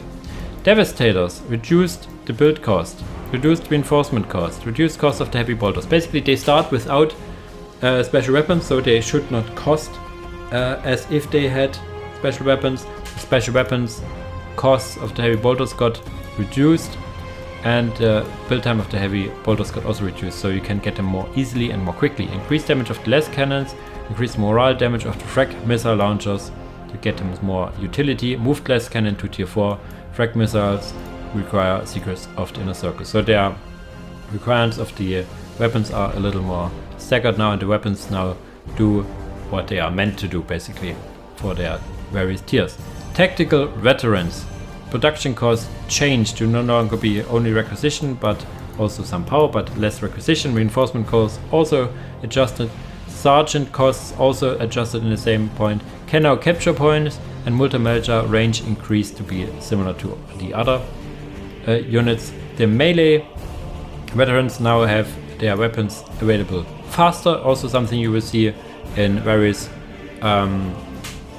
squads around this changelog is that basically your squads are getting their weapons faster, so no longer have to wait ages to get your weapons around. The cost changed to be now also increasing power, reinforcement cost reflected. Crack grenade damage was a little low, got increased. Cooldown of the crack grenade, however, got increased. Can now also capture points, similar to the tactical veterans. From ours, Hell Blasters, they now start with the plasma incinerators, so they are now also more expensive to reinforce, but you no longer need to get the weapon. And if you want to get the other weapons, the cost of them got reduced because you had before to get. Basically, you got them without the special weapons, and now they start with special weapons are more expensive. If you want to switch their special weapons, it's more cheaper because they are more expensive to begin with. Vortic and Dracus, your knight is now, or was already a tier 1 titan, but now is actually priced correctly. So it's similar to what we had earlier. If you do not have a tier titan unlock, research or building or anything, your tier 1 titans needs to be more expensive to compensate for it. You see it. Build time also increased to reflect that it is a tier 1 titan. Swords of Secrets in Amity's Edge. Remove the Company Master and Large Source requirements because they were hindering you getting these upgrades in the first place. Secrets of the Inner Circle now increased because they have more, basically no-brainer to get. Now you need to actually think about if I want to get it for the units and research it provides. Free's charge ability, move to armory, veteran infiltration also to armory. Orbital bombardment ability now has a shared cooldown on all units, which is something which should have been already the case because it's very strong. If you have like 2 or 3 units around that all can orbital bombardment at the same time, it's really nonsense. So this is something that has been adjusted. Veteran and assault veteran normalized morale armor. Okay, there was something with the morale armor. A bug, so these are some bugs. Optimized the firing sequence, there was some SFX problems. Vindicator, engagement range, Cypher is now no longer available for Dark Angels, but for the Fallen Angels. So the Cypher is now not here anymore. So before you could get the Primaris Judicia, whatever, when your Cypher has betrayed you. Now it is just a regular unit and no longer requires special conditions. This is a result of Cypher moving to Fallen Angels. I think you still need to fight against Fallen Angel. I think this is the requirement for it to show up. I think. Dark Angel. Eldar, not Dark Angels. Dark Angels are finished. Dark Eldar. Listing post, LP3 had a little low income for whatever reason. This was even in vanilla and has now the standard 24, not a big thing. The homunculus stinger ability can now also hit demons, medium and high, because we have a lot more demons in the mod now. It now needs to be able to attack those as well. The Medusae can now also possess infantry high and infantry heavy high. Increased the cost of her a bit and increased casting range, so it actually can be used now. Before it was basically so short that it started the casting, but the unit always moved out and it started casting and so it never go off. Now it goes off. There are some engine limitations, so they are be aware of some bugs with it, but yeah, it's still very nice to have. The Warriors, reduced accuracy shredder rifles a bit. These are your special units. Reduced accuracy on the move also, so they are less potent. Ravens, short circuit now works of all units in the squad, so no longer disables weapons of only the unit you target. If you have like air squadrons like the Orc Deathcopters, it now disables weapons of the whole squad. The Tempest, relic requirement added to align the super heavy tank, so it only had critical, now it requires also a relic. And some of these legendary units are the Tempest, I see. The Tempest had to jump from to begin with, now it needs a special research. We will see later what research it is. Grotesque, lower health region reduced because it was too tanky. Monstrous Chimera, region reduced, limit from 2 to 1. require now a warp beast on the field. So you need to have warp beasts, and then you can get the monstrous chimera afterwards, making it a little harder or later to get because it is really strong with these armor type and everything. The Raider, the most underperforming vehicle there is basically for Dark Eldar, now has a reduced pop cost because pop cost of 3 for the damage it put out was way too high, so it got now reduced. You can get more out of it, or you can get more different vehicles out. The Rampage, the Reveter, the Tempest and the Reaper now get a Screaming Jet ability like the Raider has with a special tier 4 research, so they can then jump.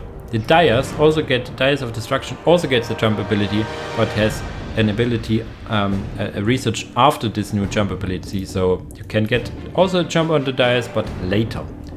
The Reaper has reduced damage, reduced health, Void Raven, reduced damage of Void Lands and reduced health by a bit. So this was Dark Eldar. Now we move into Death Guard. A lot of stuff changed for Death Guard as well. Your HQ has now a larger build zone because it was really tiny before. The cost of your listening post got increased and adjusted the LP3 less cannon to be similar to the other less cannons. I'm not sure if this was adjusted or not, but I think the damage of the LP2s or the damage distribution got adjusted a bit. I'm not sure if it's the case and forgot to list, or if it's not the case. The Factional Clawmore is now more expensive. AoE moral damage of the aura got reduced. AoE DPS aura also got reduced, so it does less damage, less morale damage around it. The turret cost reduced. Company 3 now increases the cost to its old cost. Adjusted the DPS of less cannon upgrade to be similar to other. Basically it was a very expensive turret for what it did. The tier 3, which makes the turret more better, makes now your also turret more expensive. The turret cannot be built anywhere, so this is also now a little downside for the turret, which is inherent. The Tribunation Mount, your special command demon building, got reduced in cost if you do not get the demon tier 1 company, so it is now cheaper to get in tier 2. Sigil of Decay Bearer and Icon of Despair have now a higher armor class because they had like the standard infantry heavy met, and now they are more in line with like apothecaries and stuff. Like these commander-esque units have all infantry heavy high. Herald of Nurgle now benefits from all company auras, which is nice. Here's a little guy. Normalized pens for sword, buffed DPS, and yeah, the Stream of Corruption is now Cloud of Corruption. Cloud of Corruption now has a 100 chance of hitting the target and got its damage buffed, because Cloud of Corruption was like having like a chance to hit or not, so this is now we buffed, so in general quite a buff to the Herald of Nurgle, which you would normally not see. These voted Virion, these like mini commanders, now have an individual limit of 1 and the shared limit of 3 remains, so you cannot only spam 1 unit 3 times, you now have to go for variety.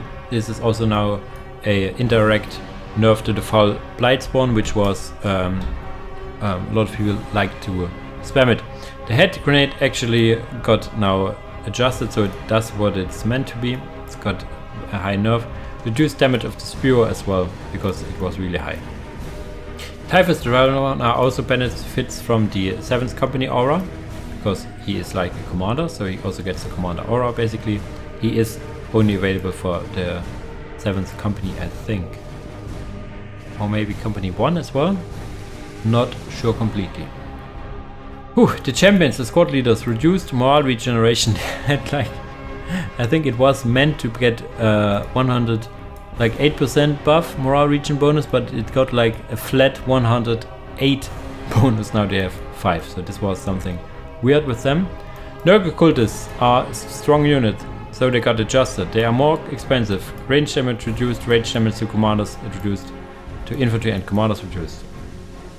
Black Marines were not as good against other heavy infantry, so they got now increased in damage by 30%. Assault Black Marines. Now the X had a chance to kill units with low health. Now this has been removed. Plague Havocs, one of the units a lot of people were complaining about. Increased reinforcement cost to also cost some power. Reduced squad price a bit. I'm not sure if this is true. I think this is a 2 here. I think this was a little mistake on here. It's like 20, yeah. Lower power cost until you research putrid missiles. And this is not written here. Why it's not written here? The putrid missile upgrade is now at tier 3, not tier 2 anymore. Damage increase from the range damage upgrade is reduced from 50% to 10%, so they do not deal so much damage from the damage upgrades. Bloated Rhino had a very low armor class, which got changed, so it now has the proper armor class, has now a limit of 4 and a pop cost of 1, which is basically similar to all the rhinos in the mod. Desecrator increased less cannon damage to vehicles and aircraft, increased havoc launcher damage to vehicles and aircraft, so it was a low damage against vehicles and aircraft. The Botfly is now cheaper, and the Plague Spear damage against infantry and heavy infantry and demons got increased, so it was a little low on the damage part. It was meant to be anti-infantry and is now better. The Nurgle Dreadnought reduced reload speed of its melee damage fist to 1, basically. It now hits faster, a lot faster, reduced its melee fist armor pens to vehicle and raised its melee fist infantry armor pens by 1. So it's now less effective against vehicles and more effective against infantry and hits faster. Plague Dreadnought increased HP regen because the Plague Dreadnought is a special dreadnought only available for some companies. It is now to make it more appealing to get over the standard Noble Dreadnought, it's now more sustainable. The Predator, the less cannons also adjusted. You see all the less cannons of Death Guard were a little low on the damage side, so it's now normalized. The Plague Burst Crawler was way too cheap, got increased now. Whirlwind also got increased in price and now has a knockback but reduced health. So basically make it like more or less like a standard Whirlwind, but Death Guardy. The Plague Reaper is now available for the 6th company. Increased pass cannon AoE, so it was a little low in the AoE, and it was basically generally a little low in the damage side. The cannon here, which got buffed, and is now also available for the 7th company. The zombies got a big nerf in that they no longer have the spreading poison, but non-spreading poison, basically like poison similar to how Dark Eldar poison damage HP degeneration. Plague Barrels got increased in cost, got increased in reinforcement cost. HP degeneration got reduced. The Plague Barrels got a big nerf. Spreading poison is no longer spreading poison. If you get purification, which is tier 2, you can get the spreading poison back, but later. The decay aura does not stack anymore. It had an aura around them which basically does damage over time. It does not stack anymore. The radius of the aura got reduced. I think it is 15. Now it changed damage to 4 damage per second. I'm not sure what it was before. I think it was like 1 but stacking. Now it is 4 and not stacking. Mortarion is now had a critical location to its requirements because it is the Primarch. Longer shares with relic units because it's Primarch. Cost increase, change pop cost from 8 vehicle to 5 infantry, similar to other Primarchs. 7 paths, reduced modifiers to the spear weapons to 1.5 instead of 2. Basically it does the spears now do 50% more damage instead of double the damage. Now also affects the Spear of the Botfly, which was not affected before. HP upgrades got reduced in price because they were really high. Putrid missiles, you see it here, moved from tier 2 to tier 3, so you see it here. Infantry vehicle cap researched moved to gift a repository. They were before in the barracks or in the tribulation mount, so they are now here.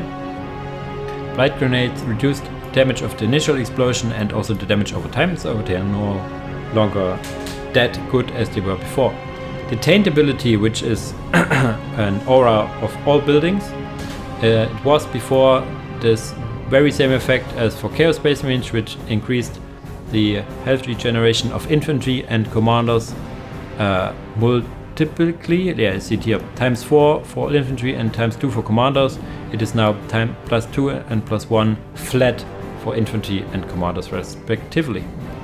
Leech Spore Casket aura of tier 2 was a lifesteal aura on vehicles.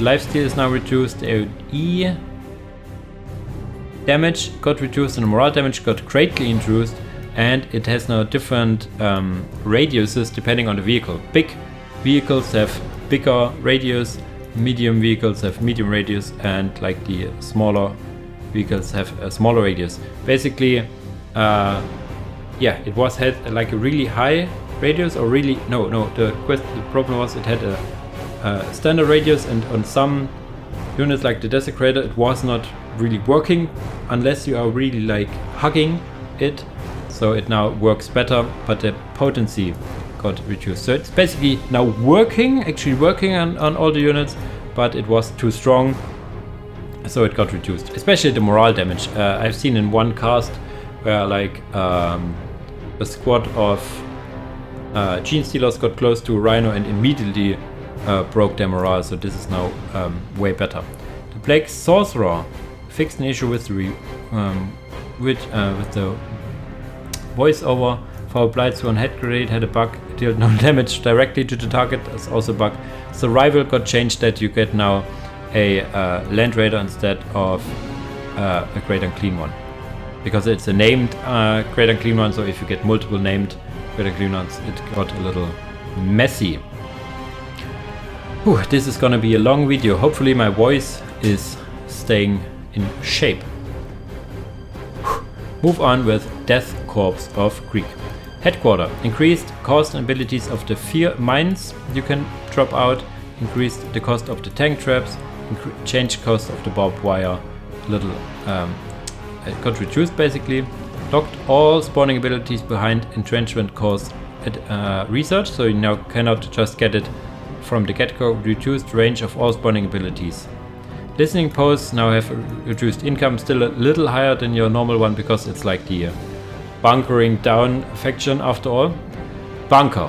Big changes to this. Suppression effect reduced. Increased building time, reduced cost, reduced slow duration, so you have lower slow, and slow only lasts not so long. The range got increased. The range gets back up to 45 with a tier 2 research. Advanced weapons, and for advanced weapons you also need advanced reconnaissance, so until your bunker has the standard range it had now, or the big range it has now or had in 6.9, you now need to get research actually. Your requirements is now only barracks, because it said you can get barracks or walk center, but the barracks is the building that actually allows you you get 2 barracks, 2 bunkers per barracks.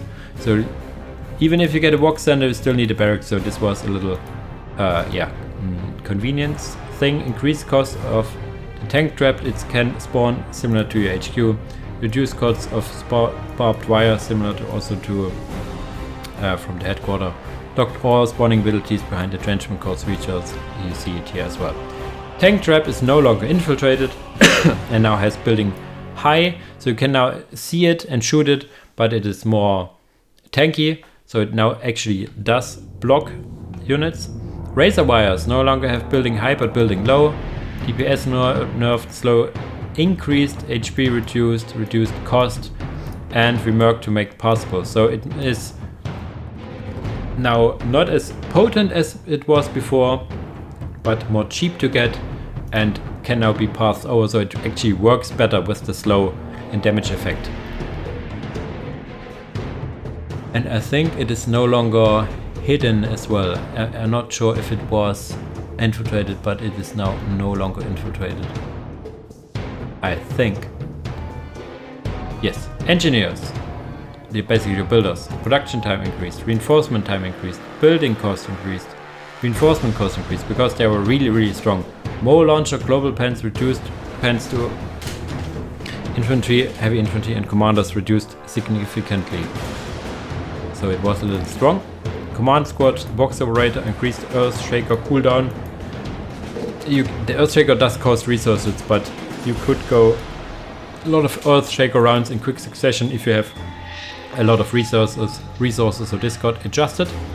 Jaegers, increased cost, reduced starting squad size. Armor pen values got reduced, so they are now no longer as potent as they were before.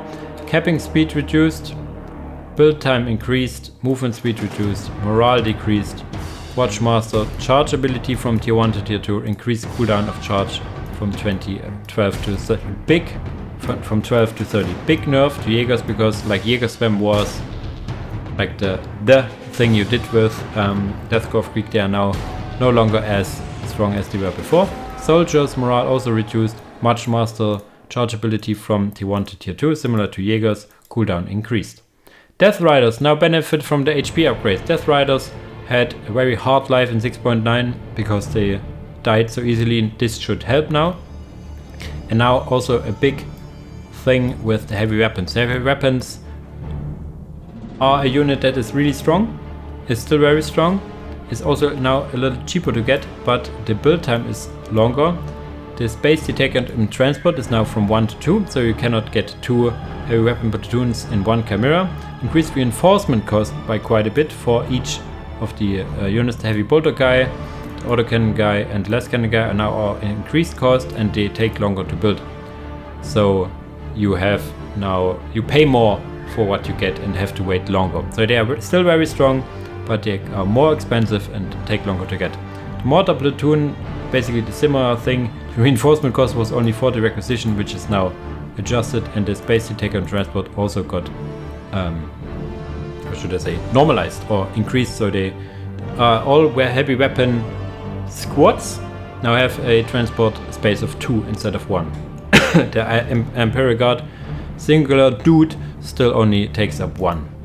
The Siegfried was never really used, so it got reduced in cost. The Stone Chimera was very widely used, so it got increased in cost. Normalized the multi-melter DPS.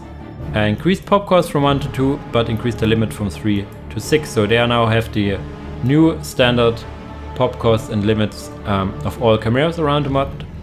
The Centaur was not really used much, so they got a little increase in range. The Vendetta was a little too strong, so they have now higher support squad. Costs are more expensive, and the multi-laser does a little less damage, so it's now a more priced for what it does. Malcador can now be upgraded with a heavy stubber. Lucio's Baneflate Mate is super heavy, no longer shares a cap with the relic units, but now requires also critical location. Costs added, adjusted, and yeah, as I said, added critical ground. This is like a little double. Luftschiff Ungetüm, your tier 1 Titan balloon, got more damage, and the wording on the side now has proper syntax. It was like German and English mixed, now it is German only. Some minor requirement consistencies. The Commissar reliability does not affect vehicles anymore, so the void shields of the Titan is no longer immediately refilled. This was a funny little thing you could do. Soldiers melter guns can target aircraft, which is also a little bug. New units, the Death Hammer, new relic unit added through the Eagle Regiment win condition. There's a win condition, the Eagle Regiment, this is a new win condition. It adds a lot of neat stuff to Imperial Guard and Guard factions. Then reinforcements, a non-canon addition to Space KT does not exist in 40k yet. Yeah, but you can add them via an actual win condition here, the Kathian reinforcement. You get an extra building and get like 3 or 4 units extra from here. So it's more like for people's enjoyment, not completely balanced for multiplayer, more for your single player experience. Eldar support portal, both researchers moved to the Soul Shrine. The War Walker moved from HQ to over here.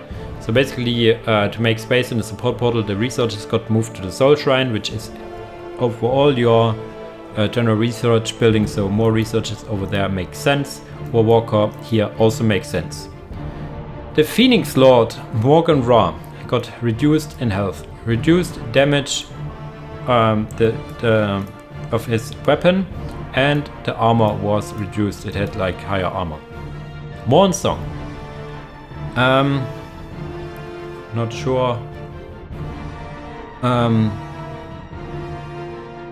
Morn Song was, I think, the guy on the bike. Now does less damage with his weapon, has less health and less armor. So basically not as super potent as he was before. Sane Tsar also now has the standard armor. Big change to Farsi Eldred. Eldred was from the start meant to be a high tier commander. Got implemented a little not as intended by dev. That is no longer dev of the mod. So it is moved from tier 1 to tier 3. Critical location requirement was changed to relic requirement. Removed the shared cap with the other Farseers. Improved stats to be a tier 3 chapter master basically, and overhauled not working or weak abilities to fit in the new tier. There was some stuff with abilities that were not working as intended or changed or something, so now they are as they are meant to be. Banshees removed the special attack from Banshees. That was something that was added by mistake in 6.9, so this is now changed. Increased DPS of the Exarch slightly. Small thing. Striking Scorpions now have a lower reinforcement cost. The Exarch armor pants, the Exarch had like really high damage for some reason, so this was changed. Decreased pants against infantry and heavy infantry, so they were a little overperforming against infantry, it seems. Shadow Spectres moved from tier 2 to tier 3, so this is a big thing. Shadow Spectres were your go-to tier 2 anti-vehicles because they are just so good. Like the Fire Warriors, not Fire Warriors, Fire Dragons were never really used. Because of that, now they are your go-to tier 2 anti-vehicle again. And Shadow Spectres are a nice addition in tier 3 to your roster, basically. Wraith Lord got a little health increase, not a big thing. Wraith Guard and Wraith Blades reduce the capacity they take in your vehicle from 4 to 3. So you cannot put them into a what is it called again? Falcon, but this will make sense later on. Added the leadership and embolden ability to the Wraith here. This makes more sense because it's this the Wraith here is basically your, what are they called? Little warlock guy. So now has the abilities which your from your squad leader from your the names from your not Dire Avengers, from your Guardians now. It has leadership and embolden, now it has also that. Brightlands platform now has a setup and has lower accuracy. This one is that reduces armor of unit attacks. Hemlock Wraith Fighter, remove chance of not dying, which is something I never noticed it had.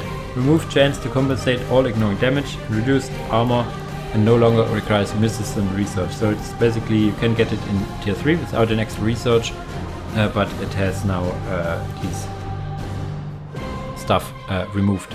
Wraith Knight got increased cost because it was a little too cheap, and the weapon upgrades got increased in cost as well. The big floaty tanks now require also a relic with their already existent critical location requirements, so they are now in the super heavy tank definition.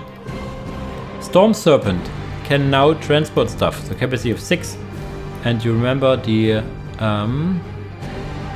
Wraith Blades have capacity they take up of 3, so you can now load on 2 the Wraith Guard and Wraith Blade to your Storm Serpent, and now can summon Vipers instead of Guardians. So this is now a big buff to the Storm Serpent, very very nice.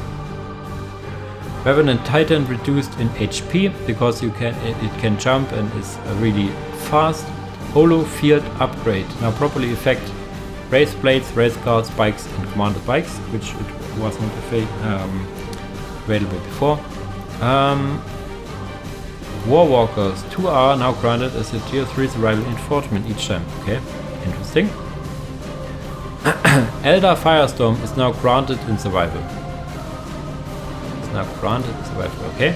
Autark Kaleth can now be trained in skirmish, survival and campaign with their respective win conditions. So you can get now the Autark in your games. Very nice unit. I played with it. It is fun. I think we are now on the halfway point, so this is gonna be quite the stretch over here. But I told you, it's gonna take a long time.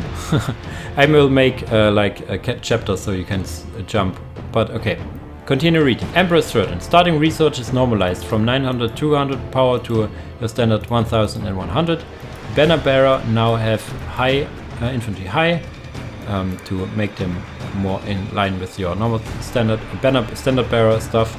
Soneshi Priestess Commander now increases damage. The commander weapon upgrades increases the damage of her weapons and is no longer a replacement in certain matchup, but is replaced if you choose Mirael. The Sorcerer, if you have built him before, stays, but if you build a new one, you get her instead. It's similar how the banner bearers work. Noise Apothecary changed armor class from heavy med to heavy high, similar to what I explained before.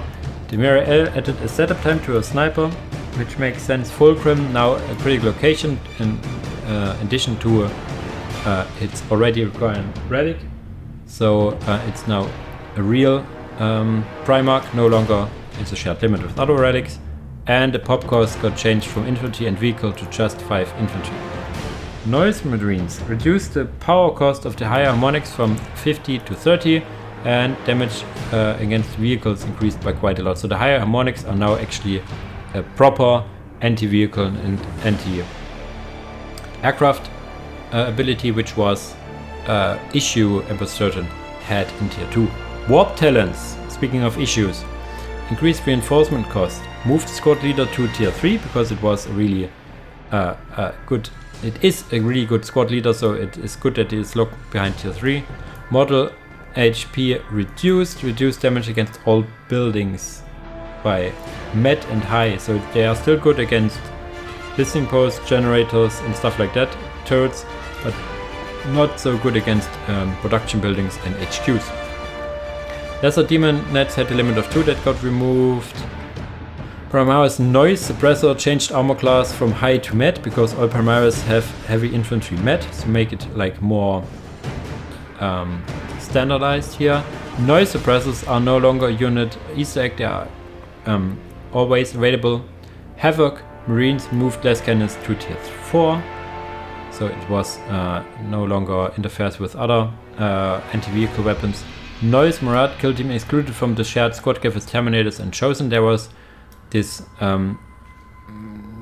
let's call it a little weird, shared cap with the kill teams with Terminators and Chosen, that they also had various individual caps and sometimes it wasn't working, so to make it working completely, this was changed. Terminators reduced all the melee damage from the champion. The champion has really high melee damage, so it was now just more or less standard. The champion has now less HP, less armor, and their general range damage reduced by 5%, and possible weapon upgrades reduced from 6 to 3.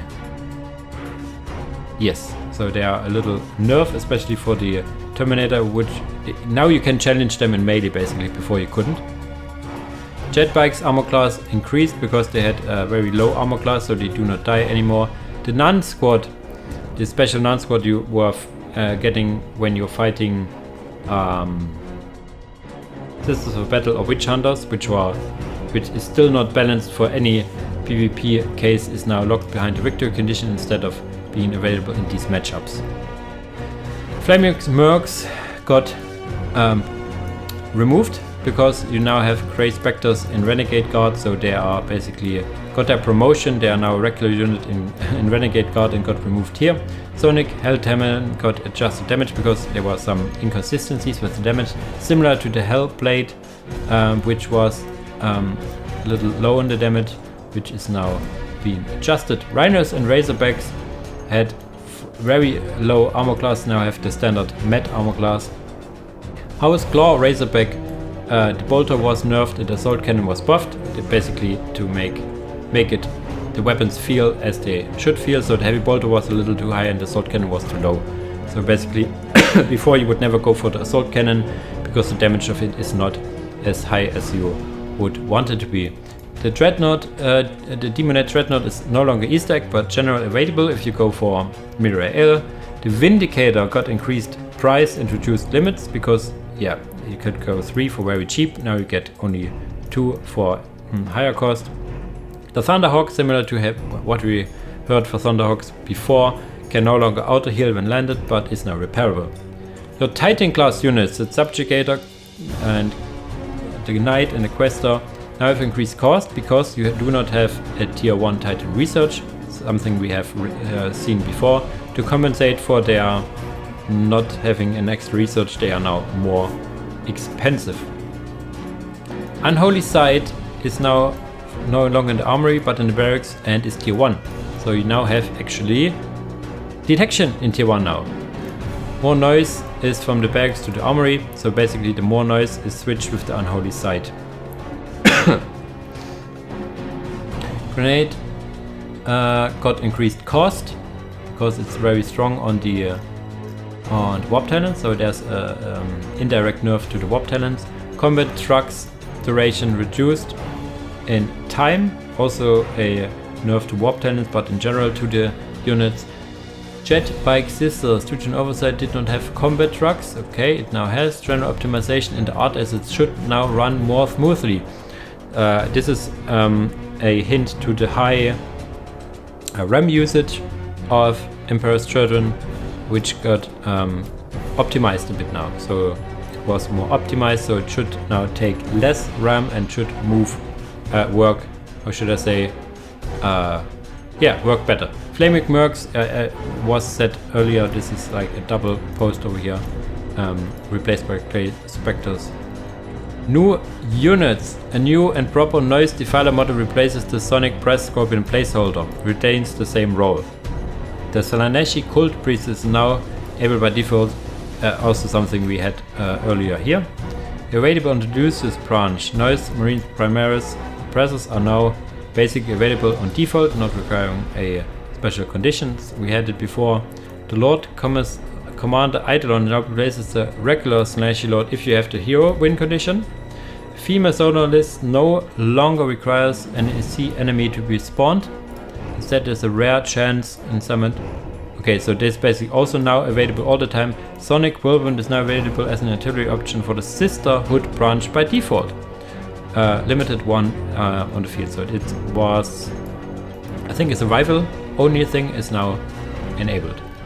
Yeah, 2 new factions we will not talk here because yeah, there's a lot of stuff you need to. There will be a Max-Plained for them at some point, so no need to go in here. Farsight Enclaves, Fallen Angels. My voice. Harlequins. The HQ has an aura that decreases speed and accuracy by quite a lot. This got nerfed a bit, so it's no longer as potent as before. There was a little bug that the LP3 would not grant you additional resources. It now does. Chorus now gets additive HP regen instead of multiplicative, so it is more noticeably now that it has it. Bard reduced the cooldown of the songs of Kegorath 100 from 120 seconds to 90, so that both songs now have 90 seconds cooldown. A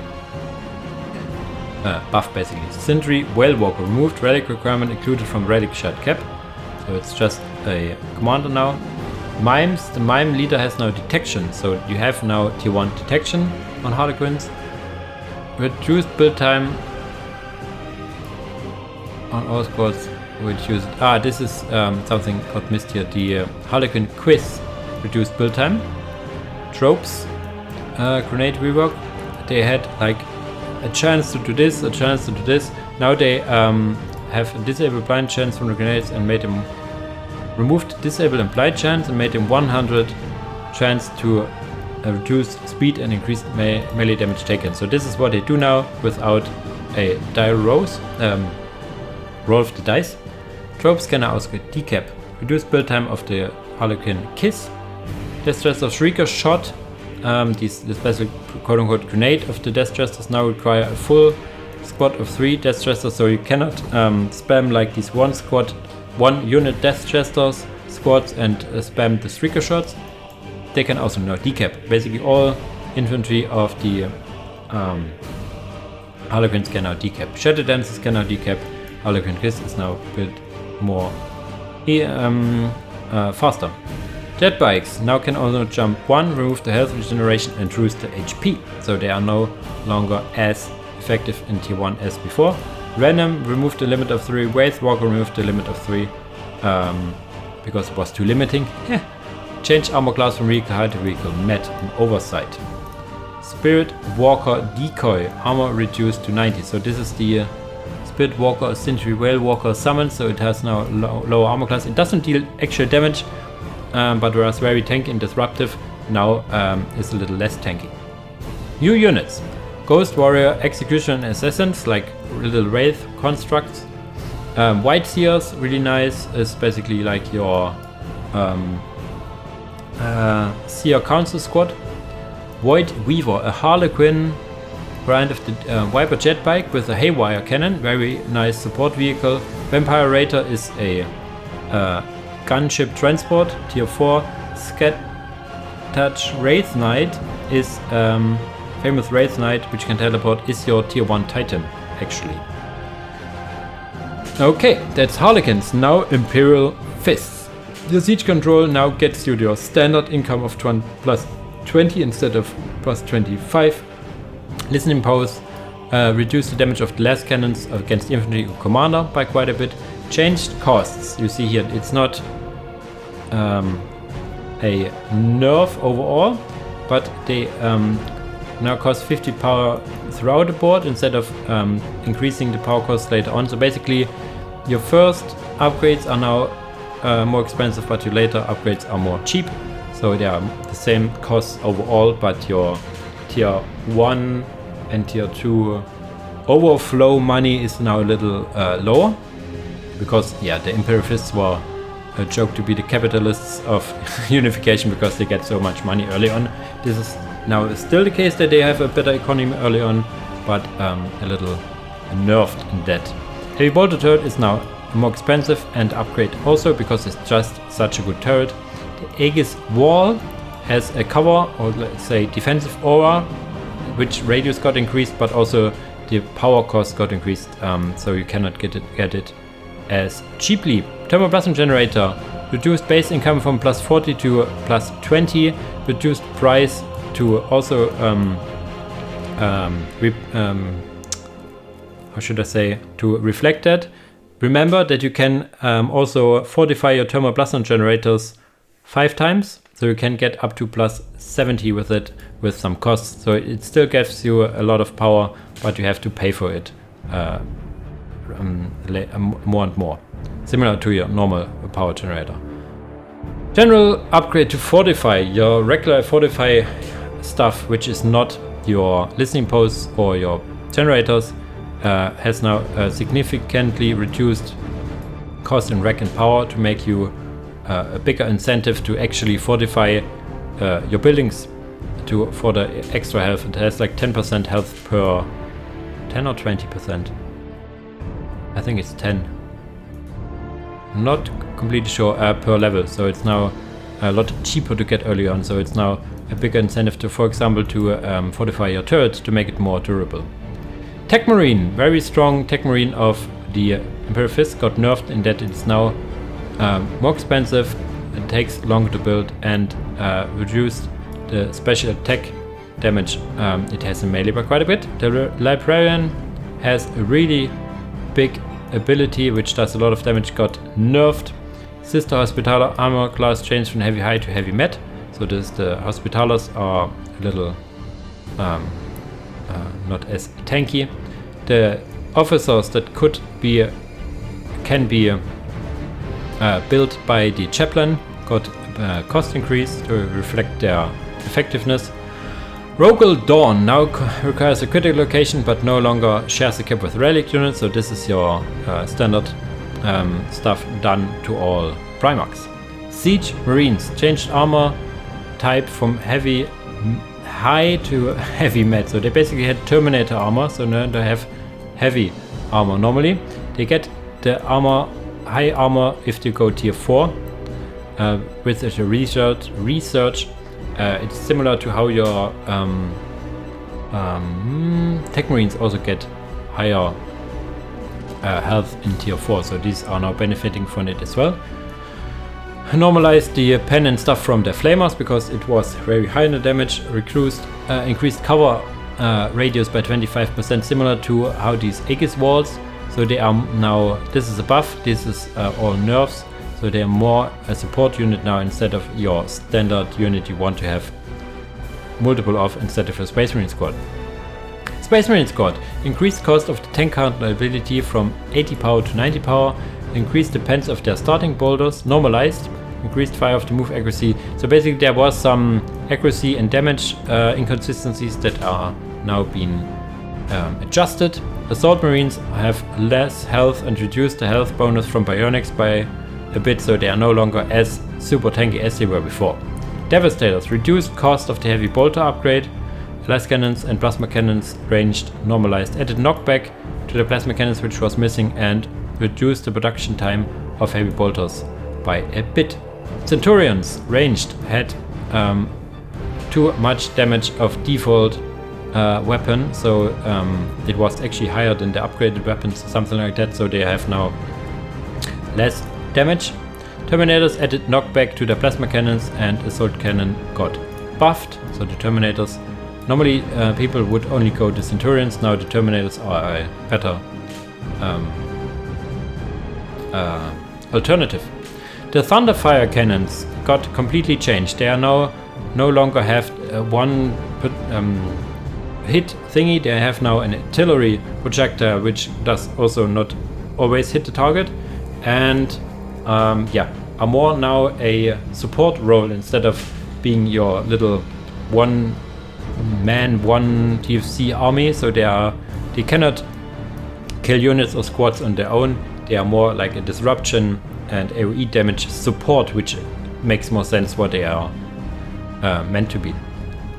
Rapier laser destroyers requirements instead of your vehicle building is now tier 2 and armory.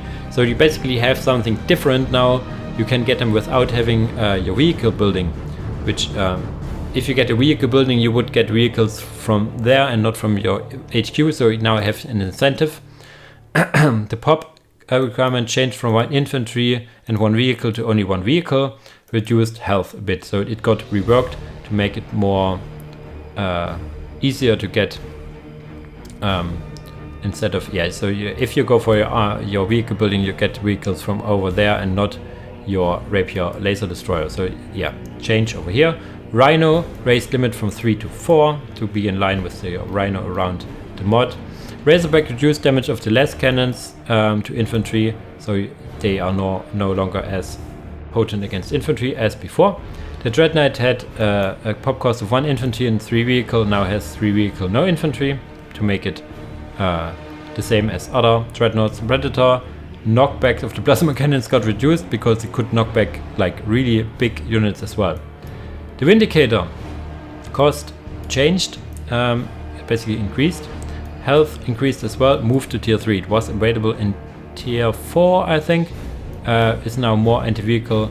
Shared cap with 2 with the Basilisk. There's now a Basilisk. Basilisk is now available in skirmish. It was only survival and enforcement. Now it is also here. Is in tier 4, however, and shares a cap with the Vindicator. And I think there's also like the Whirlwind, which does not share a cap anymore. I'm not sure if it's here. No, it doesn't show, but there's also like the Whirlwind around. Land Raider Prometheus, Pinter mounted Storm Bolter, range increased to have the same range as every weapon around as well. So they have now the same range and everything fires at the same time. Fellblade got a new projectile, so it looks cooler. Reload time got reduced, so it shoots faster. Increased pop cost, increased health. So they were a tier 1 Titan, so they now reflected. The Glaive also got some buffs in range, AoE, in health, but now also have increased pop cost. The Mastodon is no longer a tier 1 Titan class, but a super heavy tank, so it's now independent from your other units, has now increased pop cost. The Falcon is now your tier 2 Titan equivalent instead of the tier 1 Titan. Increased the cost, increased range, increased HP and pop cost, reload time reduced, and damage increased. So it's now really good tier 2 Titan equivalent. The research of the war gears got increased in cost because you can. These also apply on your Tech Marine and stuff, so they got increased in cost. The potency is still similar. Melter Bomb got increased in cost because you can get it in tier 1, so it's now more expensive. Bygone Era Relics is your tier 1 Titan research, got increased in cost. Just research time because it was a little low, I think, or too high, not sure. Stubbornness, remove accuracy reduction when morale broken. All infantry has the stubbornness trait, which states that they fight harder when the morale is broken, which was meant to be the case, but you have also like the standard accuracy reduction when morale is broken by like 90%, so only have 10% accuracy. So they move slower and do not hit, so they have like only negatives now. Now the stubbornness actually works as it is intended. New units is the Basilisk, we had it earlier, is now biddable instead of only in survival. Jesus Christ, need to drink something before we continue on with Imperial Guard.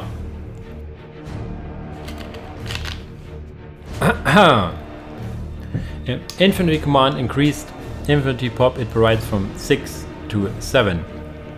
This basically means that you only need to build 2 infantry commands to get from your 6 starting infantry to 20. So you do not need to get a 3rd infantry command to get the last 2 pop cost, and only allows you in tier 2 to get 1 extra specialist squad, for example. So it's not a big damage balance adjustment. Tier 3 add-on required from mechanized command to mechanized command and air tower. So you have now an alternative way to get to tier 3 if you only build air tower. Buff. Regimental standard bearer. Aura now increases slightly the maximum health in addition to the morale increase. The morale increase wasn't the best thing to get because you had like the executability, which made your unit morale immune anyway. So to make the standard bearer more appealing to get it, now increases the maximum health as well. Inquisitor Toth can now detect stealth units within 30 range. Inquisitor Toth, this is a survival reinforcement.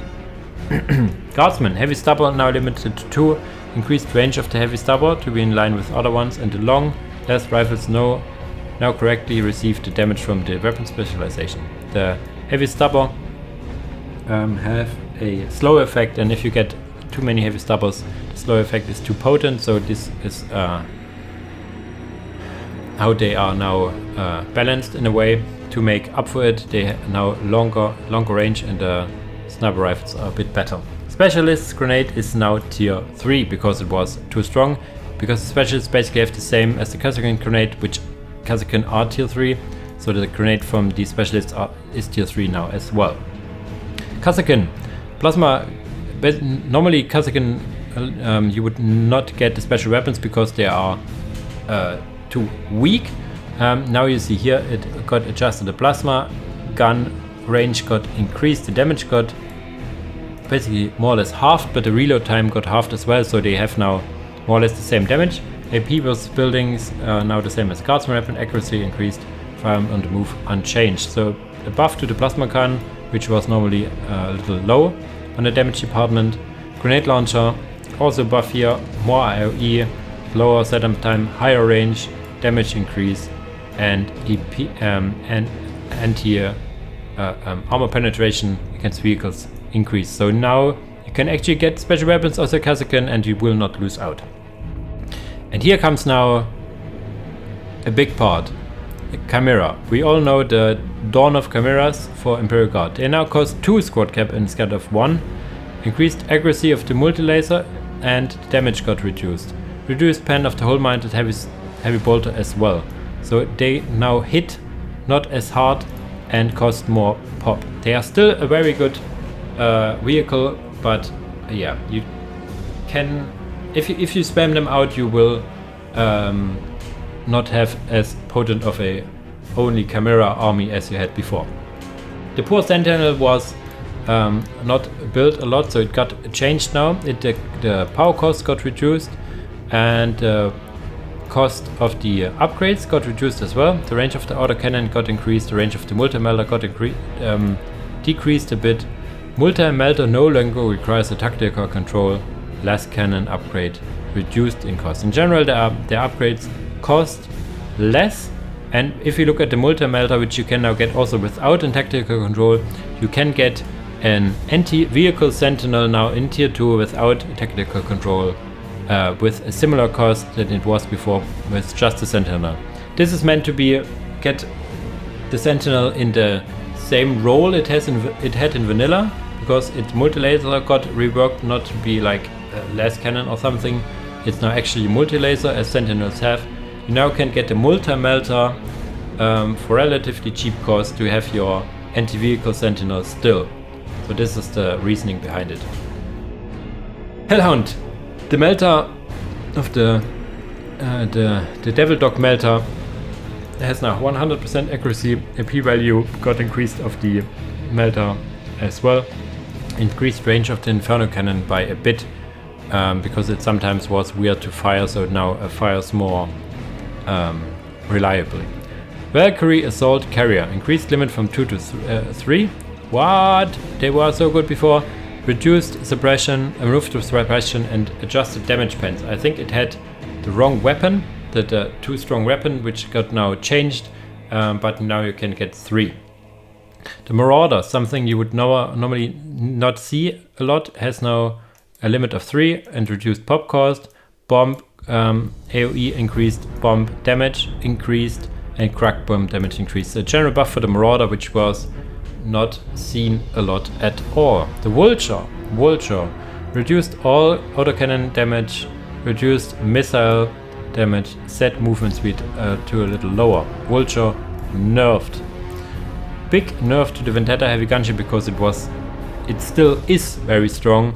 Reduced damage to buildings, moved to tier 4, and speed reduced. It still does as much damage and is still as potent as it was before, but it is a little slower and is now tier 4. It's like a really heavy gunship you can bring out in tier 4.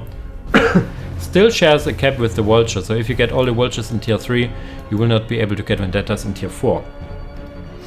Tank Hunter Destroyers improved the relic requirement. It requires like a relic and a critical. Now only requires a critical to be like the special tank.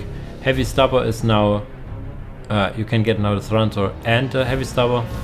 Lehman Russ, I will not read everything here, but in generally the cost got adjusted and overall reduced, and some weapons got adjusted in the damage value. So now they are overall way cheaper to get, and yeah, like show their potency in the cost. The Baneblade can now get the Heavy Stubber. Woo-ha! Plasma Weapon Officers. Now there's a research that your AG officers can get Plasma Pistols. New units. There's a tier 2 Lieutenant. Tier 2 Commander, very strong. Takes a long time to build. Very strong, as I said. Inquisitor Toth, Conan Brom, Deathwatch Empress are available as honor guards in campaign. They were a reinforcement squad and now they are in campaign as well. The Felinids squad have a unique win condition you can enable as a tier 3 squad. I voiced the male variant of it. General Castor was before only available in Last Stand, is now available here in campaign, skirmish and assault survival as well, if you enable the win condition. And there's the Eagle Regiment win condition. Many units you can get here. Cadia stands. The win condition also enables stuff for different IG regiments, but yeah, it's a little Easter egg hunt, basically not balanced for multiplayer, more of a single player advanced experience for Imperial Guard. Let's move on to Legion of the Damned. Not a lot of stuff here. You can build now a second portal when you're tier 4. The portal has the same HP as the original portal, but you no longer can teleport your portal. There was like, if you teleport your portal, your tech gets to tier 1 again and stuff like that. This got removed, but you can now build a second portal. The tier 2 tech is now a little faster. The builders now have detection. The bikes are now built a little bit faster because your tier 1 and tier 2 transition was very bad before. Legionaries and Terminators have now increased morale a bit, so especially the Legionaries do not break as easily anymore. Increased squad size and special weapons are now tied to weapon researches and no longer to the tier level of the portal. This was because now that you can have 2 portals, you could got really high squad sizes on the Legionary, so this was changed. The Dreadnought reduced building time a bit as well because it was really slow.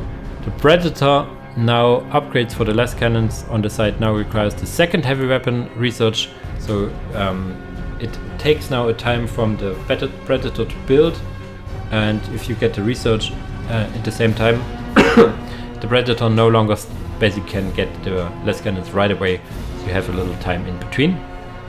New units turrets enabled through a victory condition, so you can get the survival turrets if you tick the victory condition. They work similar to the mines, so you can only get 1 per listening post. There's now the Hunter, which replaces the Rhino, which is an artillery piece that can also hit aircraft, anti-air. Can still transport because the ammunition is basically warp skull stuff, so magic. Very nice unit, very nice unit in tier 2. Okay, now we talk about Necrons, a faction that is very strong in 6.9, so they got some nerfs overall. The Pyramid overall got moved from tier 2.5 to create a summoning card to tier 3, so your Pharaons you get later. Pharaons in general have now no teleport if they are attached to your guards, so to your Lich Guard and whatever, so you no longer can teleport with the Lich Guard, but only alone. Imhotep had this big ability, which is, what is it called? The superior thingy magics, which does a lot of damage against buildings, which was reduced by quite a bit.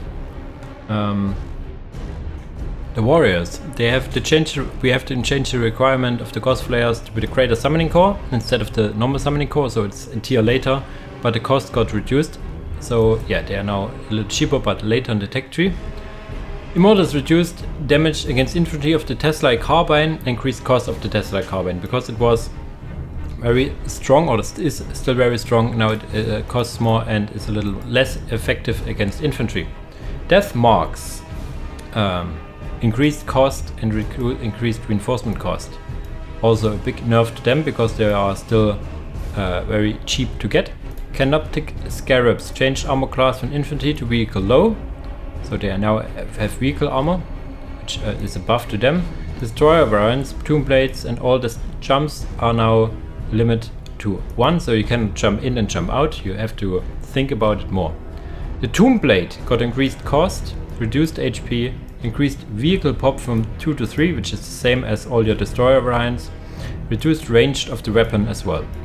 It still has the chance to avoid damage and still is vehicle low instead of vehicle met as all the other destroyer variants. So there you have it, now nerfed a bit as well. The Ghost Arc is now cheaper but has less health, so you are more inclined to get it. Very good unit overall. The Doom Scythe now has longer a relic requirement. The relic requirement is however added to the interdimensional gate research. The damage and the range damage reduction modifiers from 25 to 10. AoE attack radius reduced the range of attack, and the final costs are basically it no longer has a reduced starting cost and gets an increased cost with research. It now has the same costs with and without the research, but it is in generally higher. Seraptech heavy construct added energy cost requirement, just nothing in particular very important here. It's still your Titan.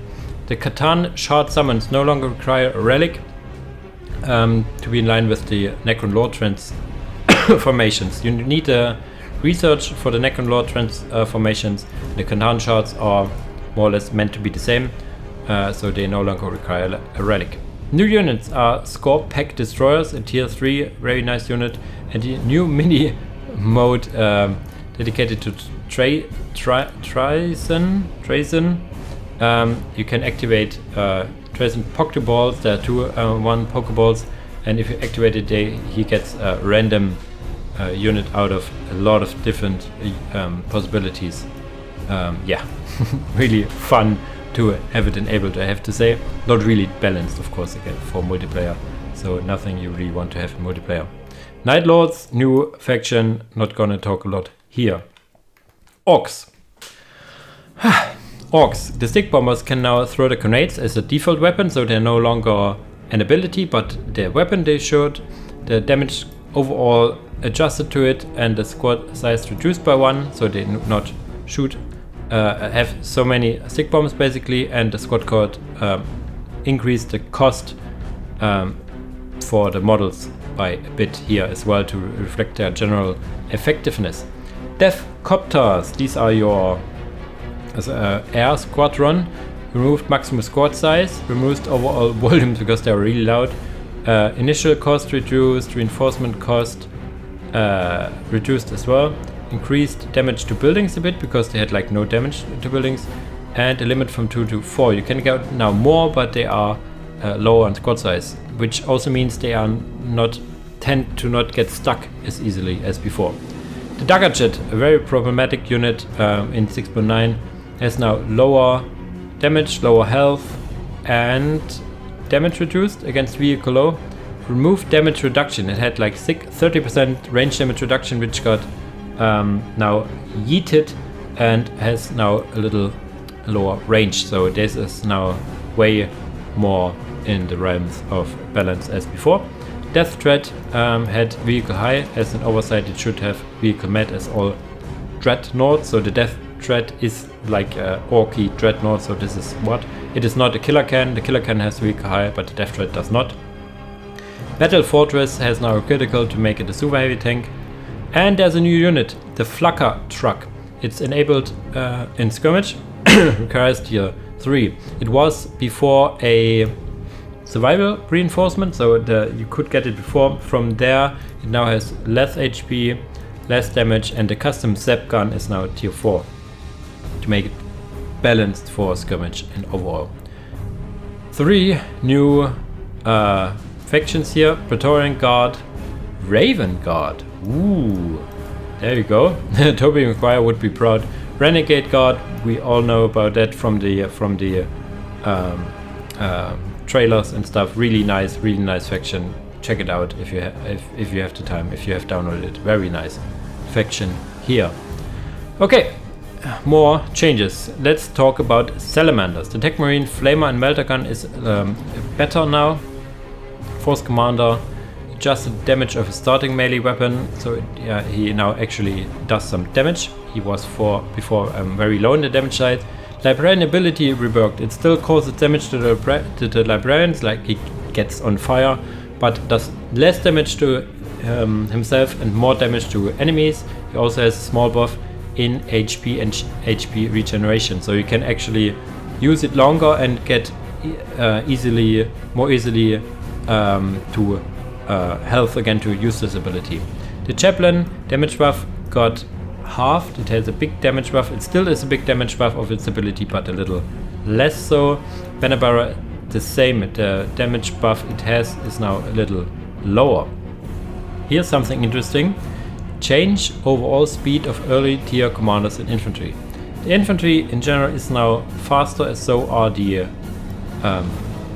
heroes. They are still slower than standard marines, but a little faster, and the scouts also got a little more speedy, so they are still faster than your standard Marines, but not by much. Assault squad reinforcement cost got normalized, and so is the infantry pop. So this is a normalization to other assault squads here. The Forge Guard got buffs because it was not used very much. It now is more tanky. Its weapons are online faster, and the Burning Sword is cheaper. Burning Swords are also now unlocked from Burning Swords instead of Flaming Artifacts, and are no longer tier 3. Burning Swords HP degeneration is set to 10 DPS for 10 seconds. Not sure, I think this is a buff to it. Primaris Aggressors no longer have a limit of 2 but to 1. Primaris Eradicators have an increased cost and reduced reinforcement cost because they start with special weapons they have already, so they do not can choose between 3 special weapons. They have one of which I do not really remember which, but one of them is now equipped by default, so that's why they have increased cost. The Fire Drakes, your tier 4 Terminator thingies, are now out faster.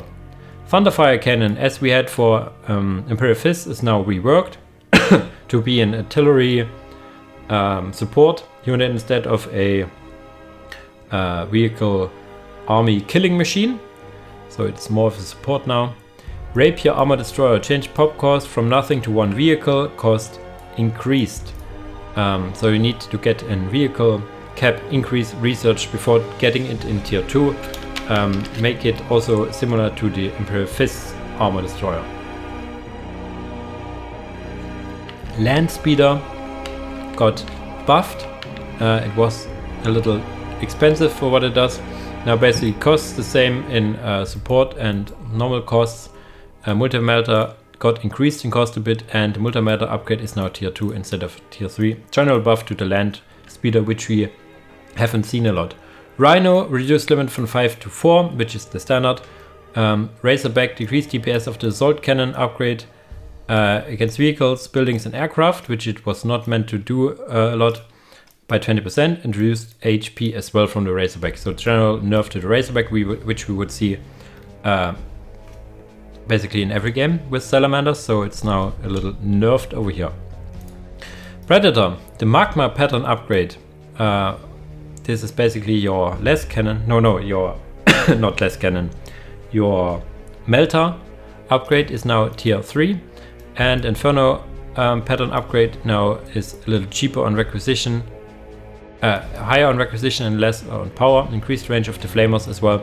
So you're now more inclined to get the flamer upgrade for the Predator, or get like no upgrade and wait for tier 4 to get the melter upgrade, which normally was chosen over the Inferno upgrade in all games. Whirlwind and Vindicator not having a shared cap of 1 but an individual limit of 1, which is good. The Hunter Killer missile of the Sicaran is now set to 100. Storm Raven is now real flyer, and some researchers got put down the tiers. The Armor of the Ardent Flame is like for sisters, it's now tier 2, because in tier 4 you would normally not get infantry upgrades, because in tier 4 you would either get very late game infantry, which normally does not benefit as much from the upgrades, or you would get it in tier 3, your infantry, like, and there's also like your master crafted ammunition artificer armors. It's like your special infantry upgrades Salamanders have. They require a relic and were requiring tier 4. They still require the relic, but no longer tier 4, rather tier 3. Commander Flamer weapon upgrade is way cheaper. Commander Melter weapon upgrade is way cheaper. Flaming artifacts weapons also cheaper. All these commander upgrades were very high on the cost, way higher than the commander upgrade costs of any other factions. There are new units. You can now build their turrets, their survival turrets in skirmish if you enable the win condition. Primaris Inferno Squad, a tier 2 Primaris Squad, which is a variant of the already existing Primaris Eradicators, and the Sicaran Venator is a tier 1 Titan, which got added to Salamanders.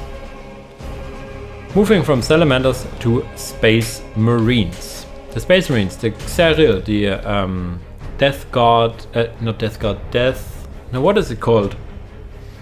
the Xeno, what that's called, Death Company.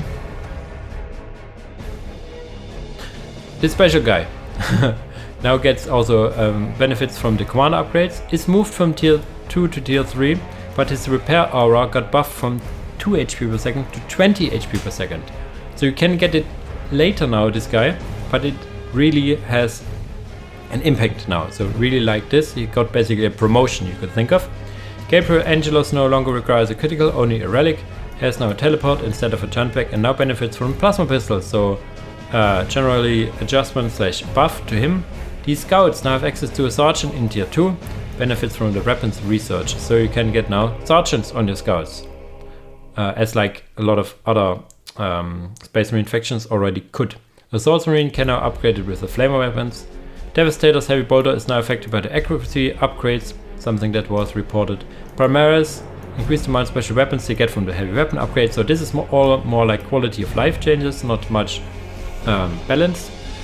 I mean, Scouts of Sergeant is a balance thing, but the cost is okay. And acquiring tier 2 is also okay. Sorry, my voice is a little dying after all this. Stern Guard Veterans. Their weapon upgrades are a little cheaper. Reduced cap to 1 instead of 2. So they, it's the same with Vanguard Veterans, but it's not listed here. They before had a shared cap of 2. Now they have an individual cap of 1. Increase the maximum weapon upgrade capacity to 4 to 5 after researching, so they get more special ammunition. Basically, the research time is now faster and also cheaper, I think. The HP is reduced a bit, the HP of the sergeant is reduced, but also the cost of the sergeant is reduced. Basically, they had a lot of health before. Vanguard Veterans, also HP reduced, sergeant HP reduced, cost of the sergeant reduced, and the time they get for their weapons is reduced. So these are all nerfs and this is buffs, so they get their special weapons up more easily, faster basically. Rhino now also has a cap of 4 and a cap cost of 1, but the bolter now also starts to do some damage instead of some token damage. Basically the normalization for rhinos all around the mod. Dreadnought, increased range of assault cannon, slightly improved moving accuracy of the assault cannon, buff to the Dreadnought. Razorback requires reduced damage of Storm Bolter, upgrade by a bit, moved assault cannon from tier 2 to tier 3, some minor adjustments to the Razorback, make it a little less pronounced in tier 2. The Storm Talon is a tier 2 flyer that was a little on the weaker side, which has now more HP but costs a little bit more, and the base damage of the assault cannon got increased. The assault cannon is also a weapon upgrade for it. The Venerable Dreadnought got overall buff for what it is, increased range of the assault cannon, heavy flamer, range increased, significantly increased damage of the heavy flamer. Less cannon is now better, less cannon has now higher range, multi-matter has higher range, and plasma cannon is a little stronger as well. General small buff to the Venerable Dreadnought. Land Raider Anvilarium no longer requires a critical location. It is meant to be a shared relic and not a super heavy, so this is why the critical location was removed, so it is a relic and not a super heavy. Honor Guard commanders in survival and campaign were contributing to the 3 limit of commanders. You have a shared limit of 3 for commanders because there are new commanders added. So they were contributing it. So if you got the Honor Guard commanders, you no longer could get your normal commanders, which is something that is not the case in the base game. So this was adjusted. Primaris Intercessors have now a new voiceover. New units: Death Watch, Sergeant Cyrus, Librarian, Jonas Ryan, Apothecary. What guys? I do not know these, but these are now campaign Honor Guard. So your Space Marine campaign experience is now a lot better because you have all these named characters in your Honor Guard, so you can roleplay it a lot better. Conflict after all skulls can I upgrade. Yeah, that's what something I have said before. Land Raider Terminus Ultra was added as a super heavy, requires a critical and relic. Land Raider Pulsar, Land Raider TS Koto added through the Eagle Regiment win condition. So you see like the Eagle Regiment, it is mostly enabling stuff for Imperial Guard, also enabling stuff in this instance for Space Marines.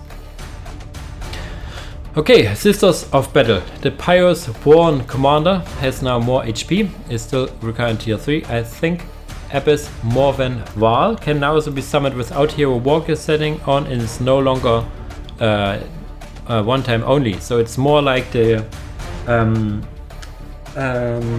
Terminator Force Commander research you have for Space Marines. So it is a research, and then your Abyss Morven Val replaces your Canoness, basically. The Sephirim removed shared cap with Retributors. So they had a shared cap of 2, now they have an individual cap of 2. You see it here in the Retributors as well. They now only require 1 squad cap upgrade instead of 2, so you can get them more early and rework their weapons to, in general, to be better. Before, the Sephirims suffer that they do not have the same weapon on the move accuracy as the Seraphim, so this got changed, and in general the Sephirim are now better in melee than they are in range, so they have a more distinct role. Rhino now has a limit of 4, similar to all the Rhinos in mod, already had a pop cost of 1. Lightning Fighters could learned in 6.9 to fire less cannons on the ground, so that's why the armor pens against vehicles and buildings got reduced. So you still have your standard anti-ground weaponry, but your less cannons are not as potent anymore on hitting ground. Immolator has a new weapon upgrade in the Heavy Bolter, so the Immolator is now a little better on variety. The Castigator moved the battle cannon from tier 3 to tier 4 because the battle cannon is the big AoE splash cannon, splash damage thingy, very strong, fits very good in tier 4. Ember Blades Internal 0, Survival and Campaign has now her famous resurrection abilities. So there you have it, some love for the campaign and survival units. New units, the Faithblade is now available in Skirmish and Campaign via the Eagle Regiment win condition. The Faithblade is this big flaming Baneblade thingy. Steel Legion, there's too much to talk about Steel Legion to put it over here. There's some stuff that was in the basic in the 6.9 with like the turrets having the wrong armor class and stuff. This has been adjusted, as well as a general overhaul, essentially a new race at this point, as it states here. Tau Empire, so there is some controversial stuff over here. It is thematically putting them in better shape, I have to say, but there are some people who play a lot of Tau Empire who are a little, how should I say, not liking it, but try it out before and then see if you like it or not. The Crude Shaping Center is now called the Auxiliary Recruitment Center and is moved from tier 2 to tier 1. The turrets changed the requirement from barracks to barracks and auxiliary center, so you can get now this crude, basically not the crude path, the auxiliary path. The mines are now enabled via the Tau turrets as well, so they now have also mines. Path of Enlightenment, similar to the turrets, now require barracks or auxiliary center, so you can get tier 2 with the auxiliary center. The Tau Commander is moved from the barracks to the HQ and requires barracks or auxiliary center. So you can get your commander no matter what specialization you get, barracks or the auxiliary center. The little thing target acquired can also demon armor, similar to the Dark Eldar Stinger thingy. We have a lot of demon units now in Unification, so these abilities need to be able to shoot at demon stuff as well. He is now Shaz OKIs in the skirmish and survival if Hero War Gear is enabled, or as K is limited now to campaign both share the commander. So this is some OKIs, is I think from Dark Crusade, and people like it more than OS K. Not that I know much about it. Commander Lacoma, the stealth suit commander, no longer has a shared cap with the Tau Commander. The Crude Carnivores moved from the barracks to the auxiliary center, and Vespits moved from the HQ to auxiliary center as well. Remove the barracks requirement, however. So you see, you have now the commander and the HQ, and the Vespids and the Croods in the auxiliary center. So they are tier 1 units now in the auxiliary center. The auxiliary center is cheaper to build and also allows you to get to tier 2. The only thing you cannot build is Fire Warriors. You basically lose the ability to get Fire Warriors and Croods at the same time, but get a lot of additional benefits, like having the commander in the HQ, which frees up your barracks to build Fire Warriors earlier, and you can get also a cheaper tier 2 with the auxiliary center. To make up for the missing detection of the Vespids, which are now in the auxiliary center, the Pathfinders are now tier 1. The Chasui, target ability, special weapons upgrades all stay tier 2, so the Pathfinders are basically in tier 1 only for detection, very good detection, but the general weapons aren't the greatest, so you only get them if you really want detection. Breachers got a little nerf.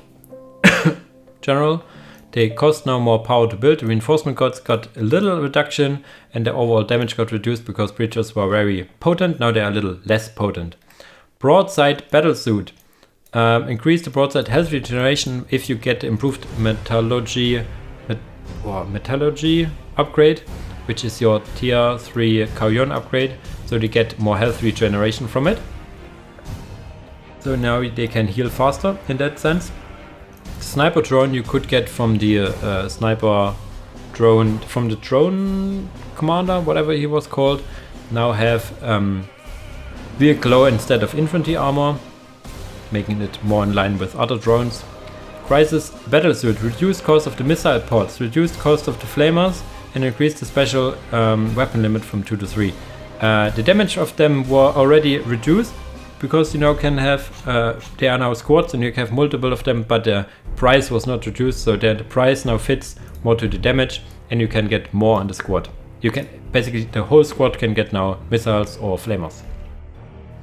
The Piranha no longer regenerates health, more of a consistency thing.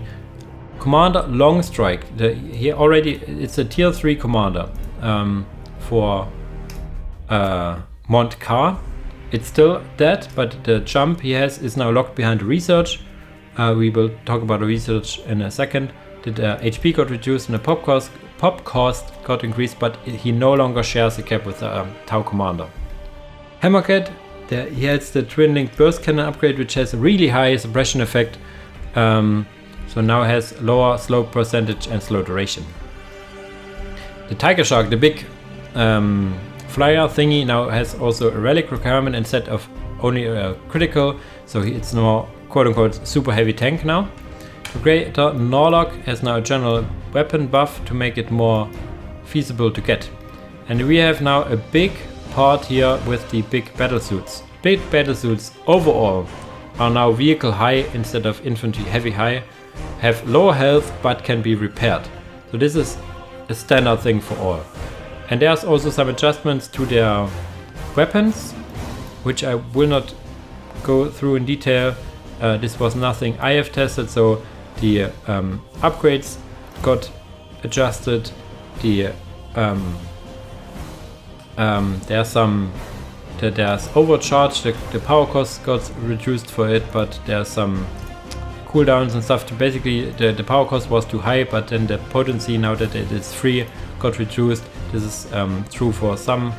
There are some having the overcharge abilities, so this got changed for them. As I said, in general, like infantry heavy high to vehicle high, less health but it's repairable, stuff like that. Similar here, overcharge changed. Jump research, there's a new research in tier 4 for both parts in the HQ, which is basically behind your jetpack upgrade, requires tier 4 and allows Devilfish, Skyray, Drone Harbinger, Hammerhead Gunship, and now Commander Longstrike as well to jump. Maximum number of jumps set to 1. And before you think, oh god, jumping Devilfishes, it is tier 4, guys. In tier 4, if you are using Devilfishes in tier 4, okay.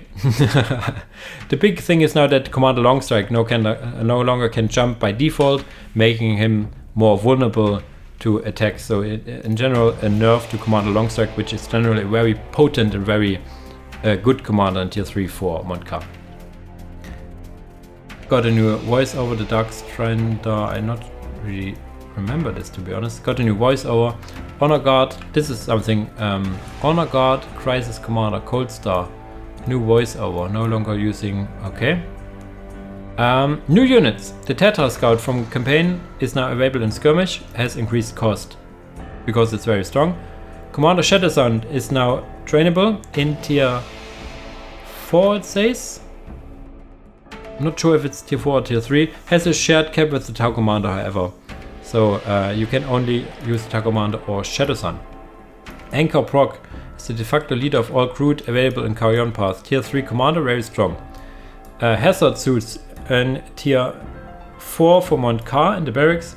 Commander Long Knife for both parts, independently of commanders, requires Ethereal first and his bodyguard. So the Long Knife is basically a new one of these big battle suits available for both parts, as it stays here. The Chasvi bodyguards are now looking like Chasvi bodyguards instead of reused models. So looking really nice now. We are now somewhat closing in. We are at 1000 suns. Whew, my voice. We are not going under 3 hours if this video is. This is insane. I was aware that it would take long, but not that long. Okay. 1000 suns. The listening post reduced the cost because it was really high. Now it costs less. Requisition reduced cost of the second upgrade as well. Self-destruction threshold to 10%. It would need a self-destruct basically to more or less have full health, and then you could self-destruct it for some damage. Now you can put it as a last resort. If you I cannot save this LP3, I let it explode. This is now a better use of the ability. Before you would never use the ability really. Dark Library increased in cost because it's very cheap. You still get some money back, but the first money you have to invest is higher. Thrall Wizards, the squad leader now requires tier 2. The Armor Sundering squad leader, if you remember, very potent, now is tier 2. So you have more the big part of 1000 Suns in 6.9 is their very, very big all-in tier 1 push, which is very potent and very hard to stop. So you see many changes here, which in generally have the idea to make 1000 Suns tier 1 weaker and make them quote-unquote stronger or the same in tier 2. Reduced amount of special attacks they do significantly. The Thrall Wizards, you notice that you cannot really tie down in melee because they have these very strong special attacks. They now do them less often, so you can actually tie them down in melee and kill them. The Sorcerer Lord reduced the stun chance from 30 to 10, reduced the movement speed reduction chance from 80 to 50. He can still stun, he can still slow, but a lot lower. Remove the extra keen sight from Illusionist Specialist to a general damage reduction instead. So the Illusionist, all the specialization have some bonuses. The Summoner gives you HP regen, the Warlock gives you some damage, I think, and this thing now gives you damage reduction instead of extra keen sight, because the extra detection range, keen sight range is not very useful in general. Demon Summoning now gets increased pop cost from your demon. Level 1 is still 1, level 2 is 2, level 3 is 3. So you have a lot of pop costs you fill up with your demon summon. Reduced HP of the spawn by 25%, reduced knockback by the spawn melee attack significantly. So probably no longer guys flying around the map. As funny as it was, it's now adjusted. Conjured demon entity has now more HP. It could, this is basically your little turret demon you can summon. Now has more HP, so it does not die as easily. So these are all your Sorcerer Lord abilities, so that's why they are behind the Sorcerer. Force Armor, the ability normally only worked on the Sorcerer. Tier 1 is still the case. Tier 2 now works on the Sorcerer and the attached squad. And the Tier 3 ability it can now be targeted at a squad. Infantry, heavy infantry and commander. So it increases with usability with the levels as well. Rubik Marines increased the damage of the Warbolt ammunition to be around 80% efficient as a melter. So the anti-vehicle, this is the Warbolt ammunition, is better. Reduce the standard, the base health, but reduce the health from Rubik armor as well. So they in general have less health. They are very tanky, they are still unbreakable, but they are no longer having as much health overall. So this again reduces the potency of the tier 1 all-in. Chosen had a problem with the morale.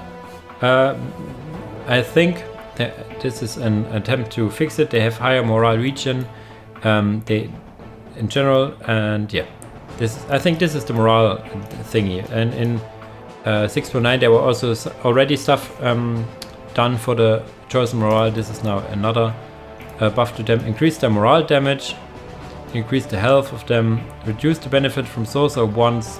Okay, so they start with more health, but the upgrade gives them less health, so you're less reliant on this upgrade. Horrors increase DPS in all infantry, so the horrors have now slightly better anti-infantry capabilities, but less capabilities against buildings. The Demon Prince no longer requires a relic and no longer has a shared cap with Ahriman, which was very weird that you have a Demon Prince or Ahriman. You would always get Ahriman. The Rhino limit from 3 to 4. Hellblades, a unit that is a lot of people see as problematic. The damage reduced, the damage against all buildings reduced even more, and the range reduced as well. So it's less backstabby now. Practicus Coven, a squad we see not very much, is now faster to build. Other than that, unchanged. Venerable Rubik Dreadnought. Less cannon and multi-melter pens against aircraft fixed, so they were lower, I think. Here's some interesting stuff. The Prosperator, your tier 2, tier 1 Titan, now costs more because you do not have a tier 1 Titan research or building. So this is something we have seen before as well. The Demonology upgrades now increases the morale of your Screamers, Horrors and Flamers with each level. I think before it was only level 1, now level 2 and 3 also increase the morale. Tier 4 research increased, it was like only 250, now it's 400 and 400. It is still less than the more the standard 450, but is closer to that. New units, Chosen Rubik Marines. These were survival reinforcement exclusive. They are now similar to other Chosens, buildable in tier 3.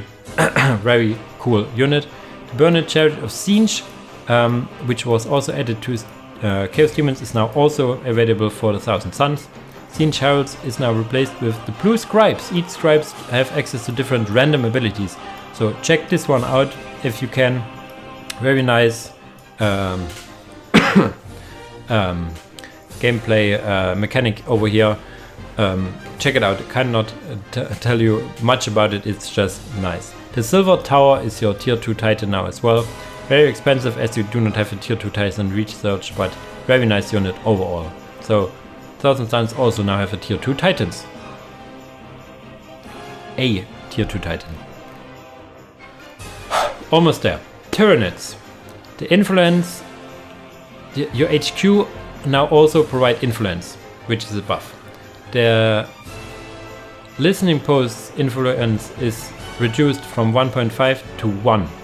So basically your HQ makes up for the first listening post having less influence income. But the more listening posts you have, they do not produce as much influence. So you are more inclined now to actually upgrade your listening post. Before you would not really do that at all. So this is a nerf and a buff as well. So it feels more, what should I say, you can get your first upgrades better because of that, but your later upgrades you want to increase, upgrade your listening post.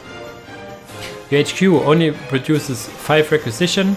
Now it gets more income with the tier upgrades. If you upgrade it to tier 2, it produces 10. If you upgrade it to tier 3, it produces 15. Is an attempt to help Tyranids with their relatively weak tier late game economy. There are now requisition costs to their tier upgrades. Tier 2 and Tier 3 are upgrades from your HQ. They now cost 150 requisition and 300 requisition, and the Tier 4 is your capillary tower, now 450 requisition. Before you could just tech so fast without any real downside for your army, basically, because your army only costs requisition and all your tech costs influence. Now you also need to pay some requisition, so your Tier 2 comes later, or your army is lower. A little hotkey to make the spore chimneys better to build, because all listing posts have L. Reclamation pool. Changed armor class from building high to building low. Basically how generators are. Increased the HP for them a bit, and removed requisition gift from building reclamation pools. You still get a gift. Is basically if the building is finished, you get some requisition. The reclamation pools are more meant to be like your listening post upgrades, because they are dependent on the number of listening posts you have. Every reclamation gives you +6, very similar to listening post upgrades here. And yeah, it's very unusual for listening post upgrades to give you some gifts. That's why it's removed. The spore chimneys still give you a requisition gift. So your overall economy is less reliant on these gifts and more easily or more better overall because of your HQ, for example. Capillary tower. Reduced influence gain significantly. Before, if you get a capillary tower up, you no longer have influence issues, because your influence income is so incredibly high. So this was reduced now. Also another incentive to upgrade your listing posts. You see a little line here, I guess. The Brute Lord has a little less health. Reduced cast range of this hypnosis, his stun in Tier 2. Reduced duration of the hypnosis, the stun, and increase the cooldown of hypnosis as well. Hypnotic gaze. So basically the stun is now nerfed, HP as well, so you can now focus him out more easily. Hive Tyrant. Very strong Tier 2 commander. Still very strong. Less health, less HP, regeneration, so it's less a one Tyranid army, one-man army. And yeah, you need to be a little more careful with it. Spore Mine, something a lot of people find also very hard to deal with. They now cost more requisition and now cost 1 influence. And before you shout here, how can a unit cost influence when all other units do not cost influence? Spore Mines, is it really a unit, or is it like a global ability you can call in? I think it's more than a global ability, don't you think? So this is now 1 influence cost, which in turn reduces, basically hinders your tech and economy game if you build too much of them. Reduce damage a bit, reduce slow effect also a bit. Gene Stealers, also a unit very strong later on in the game. Something got changed here, nerfed building damage overall, so they are less backstabby. Decreased model count increase from the upgrade, so they are not these giant Gene Stealer blobs anymore. Gene Stealer charge speed reduced, DPS base damage reduced of the size weapon upgrade. You can get in Tier 2, I think, the extra scythe. It's basically an extra weapon for them, which is really strong, and a little nerf to them. To this Gene Stealer damage upgrade reduced from the implant research, and Gene Stealer damage for the Gene Stealer acclimatization research, I think. Speed upgrades from it also reduced. They got really fast with the upgrades. Raveners, also unit really a lot of people see problematic. Reduced damage for their deep strike teleport by quite a bit. Reduced base jumps, with which they start from 2 to 0. Reduced min-max damage of the Devour weapons. So the Devour is your Tier 2 weapon, now dealing less damage. The jumps you need to actually now wait on a cooldown of it, and their jump and deep strike is less damage and knockback, but the knockback is still here. The Lictor, unit that got a little overnerfed in my mind in 6.9, has now a better armor class, has however an increased cost, but no longer costs pop, so it's really more like a commander style. Increases the pop for brute and support cap. Before it was only the brute cap, so it's more really like a utility now. Reduce morale damage as well. So it's more utility, less one-man army. Yeah. Homogons. The Gaunt path. Sorry. Always was a little high on the costs. Too high in the initial costs. So you see here the initial cost got reduced Homogons, but the reinforcement cost got increased. Reinforcement times also got increased. Health got reduced a bit. The Termagons, reinforcement cost increased. Reinforcement speed decreased. Health decreased. So you see a little pattern here as well. Gargoyles. Starting squad size increased from 2 out of 4 to 3 out of 4. Reduced squad cost. So there you get more for less. Increased base HP and increased anti-air damage. So the gargoyles are meant to an anti-air squad now, and yeah, they have been adjusted because in 609 you could not really build gargoyles. Now you have a better use for them. The warriors. Reduced morale damage of the melee weapons because it was really high. Reduced min-max range damage of the devourers, which is similar to the devourers of the raveners. The devourers are really strong, and warriors have really high morale damage, close to insta breaking morale, which is now changed. By wars, your artillery. Increased cost, increased reinforcement cost, lower base damage and morale damage, a decreased rate of fire from 4 to 6, and something that is not listed here, can no longer hit aircraft. They were the only artillery that could hit aircraft, they no longer can. Big nerf to Biowars because they are really strong. Now also some nerfs for the Thranthropes. Increased DPS against vehicles and met. This is a buff because they're more meant against anti-vehicle. Reduced DPS against all infantry because they have a big AoE against infantry. The Cataclysm ability, which is basically I don't die on 1 HP, is now locked behind the first research in their building. The cooldown is increased and the reinforcement cost is increased. Added a setup time to their weapon so they no longer can fire on the move. But on the bright side, their big AoE no longer has friendly fire. So buffs, nerfs, overall a nerf, but way better in terms of usability now. Hellfax and Screamer Killer increased pop cost from 1 to 2 and no longer have limits. Now they have like I think a shared cap of 3 or a shared cap of 3 I think, which is no longer the case. They are now unlimited in this part, but they now cost more big brute costs, so they are limited in that. If you build too much of them, you cannot build like any other high big brute units like Biowars, Thranthropes and Carnifex. Carnifex are now limited to 4 and have an increased pop cost, so you cannot spam them as much. The Synapse Aura has a melee and ranged reduction of 15%, which is now got nerfed to 10% and is now stated in the UCS as well to make it more readable to the player. Now this is now a cool part. Without number. Made it similar to the Orc Slugger research in that it makes Gaunts and Gene Stealers free to build. A tier 4 research, remember. To compensate, the building time for Gaunts and Gene Stealers got increased by 25.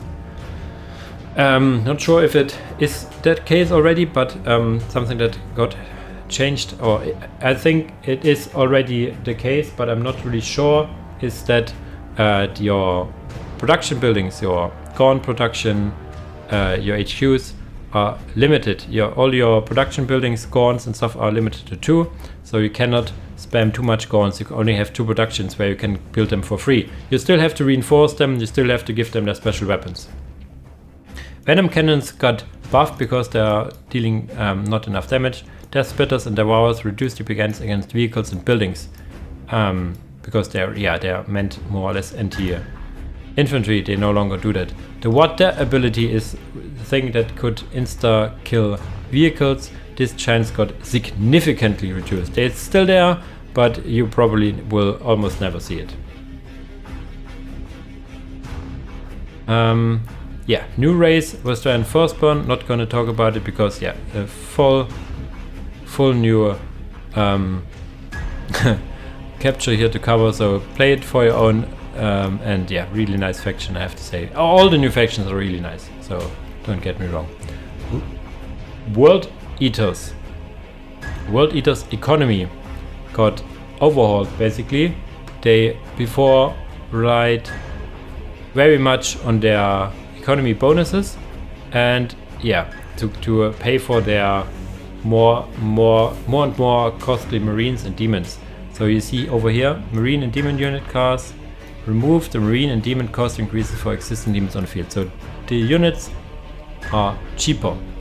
On the other side, the economy bonuses, most economy bonuses are reduced. You could read all this, but basically what it is now, commander units give you 20% bonus for power and requisition instead of 35%. The Demon Prince, however, is 30% because it's like a late game Demon Prince thingy. Your economy bonuses for the first economy research got nerfed a bit from 25% to 20%.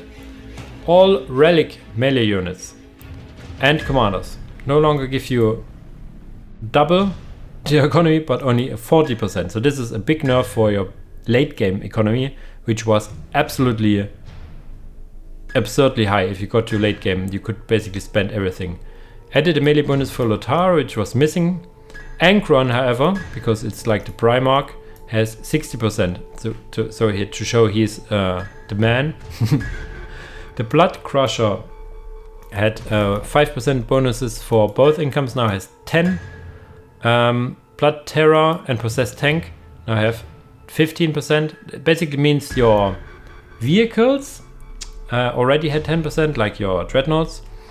And now the Blood Crusher basically does the same as a vehicle, and your tier 3 vehicles, the Possessed Tank and the Blood Terror, now have a little higher economy. Your Technomancers and Demon Hosts have now no longer 5% income bonus, but 0.5%. So the builders no longer give you big increase.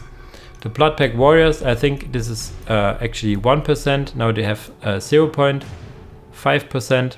I think this is something I think was told me wrongly. But for the infantry, it's basically your Bloodpack Troopers give you 0.5% increase.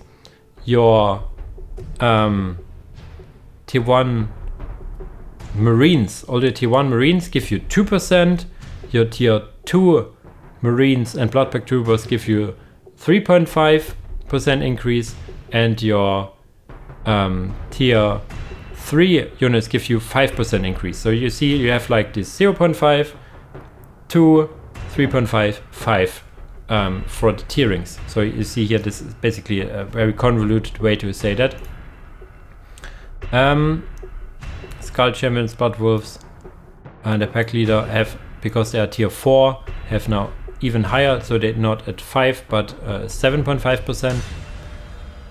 Flesh Hounds, they are in tier 1 but also give you 2% increase, and Blood Letters 3.5. They are a little out of the norm because yeah, the power increase you need to have more, and yeah, you only not having a lot of demons at all. The favorite Blood Letters give you 5% increase.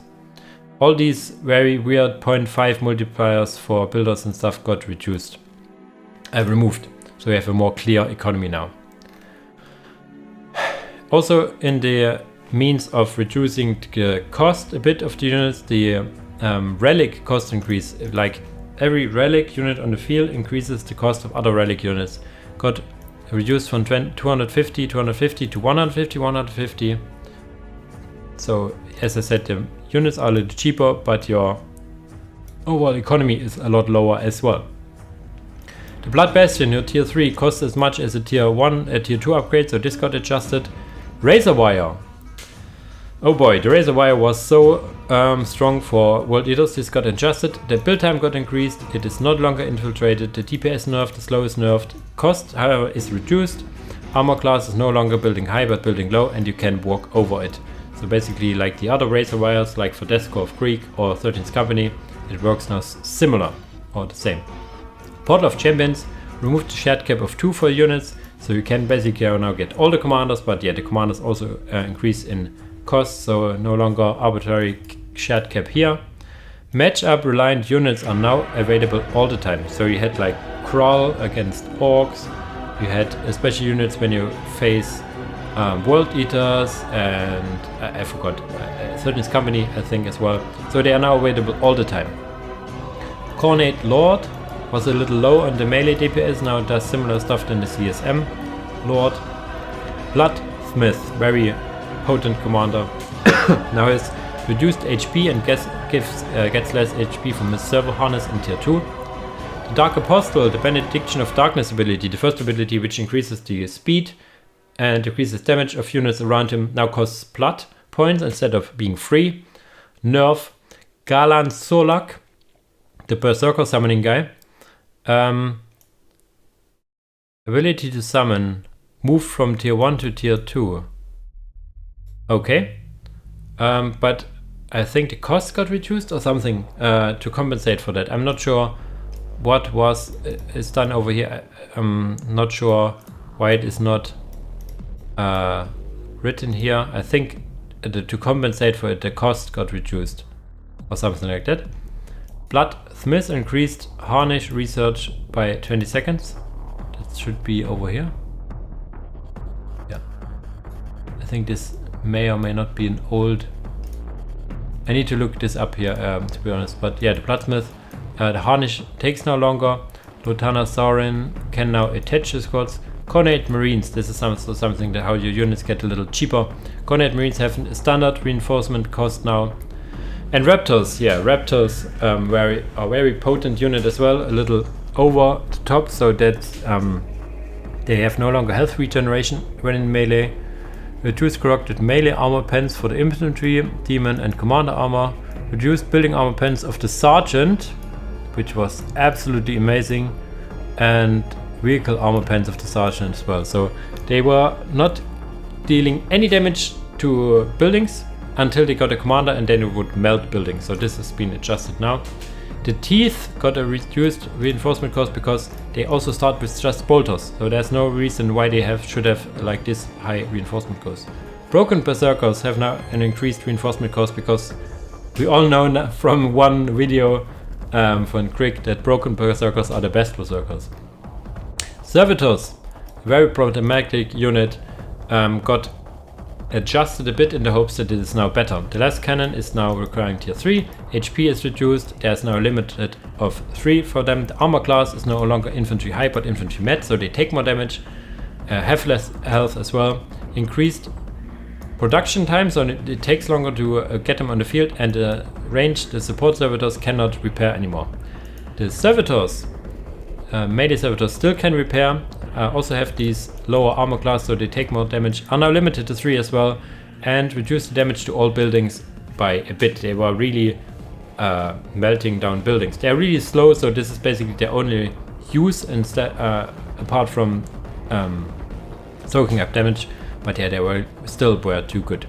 Bloodletters are now affected from the demon research, so before they would not get any more HP from the demon research, so bloodletters were not used at all because of that, because they are so weak.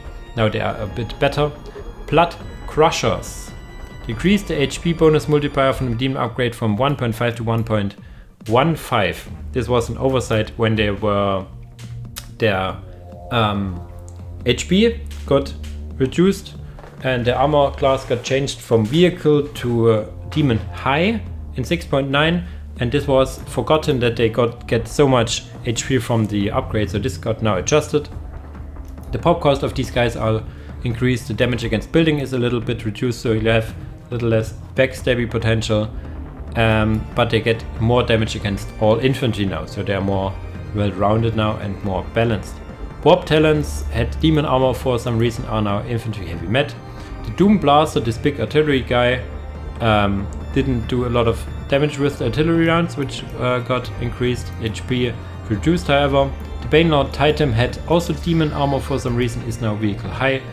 The tier 2 Titan research is now costed appropriately, and there was some stuff, some weird remains from the former World Eater dev, that all these units here, these commanders, would increase your pop by 2, and this doesn't make sense because the pop of World Eaters is like this very high numbers, like 35, 25. So these two doesn't make any sense. So this was a remain which got now removed. Blood Sacrifice now costs 2 blood points. This is your similar to what is it called for Imperial Guard again? The Execution, which a lot of units have, now costs 2 blood points as well. Whew. Almost there, almost there. Witch Hunters. There are several buildings which had more than 12 units and researches available, so this got adjusted.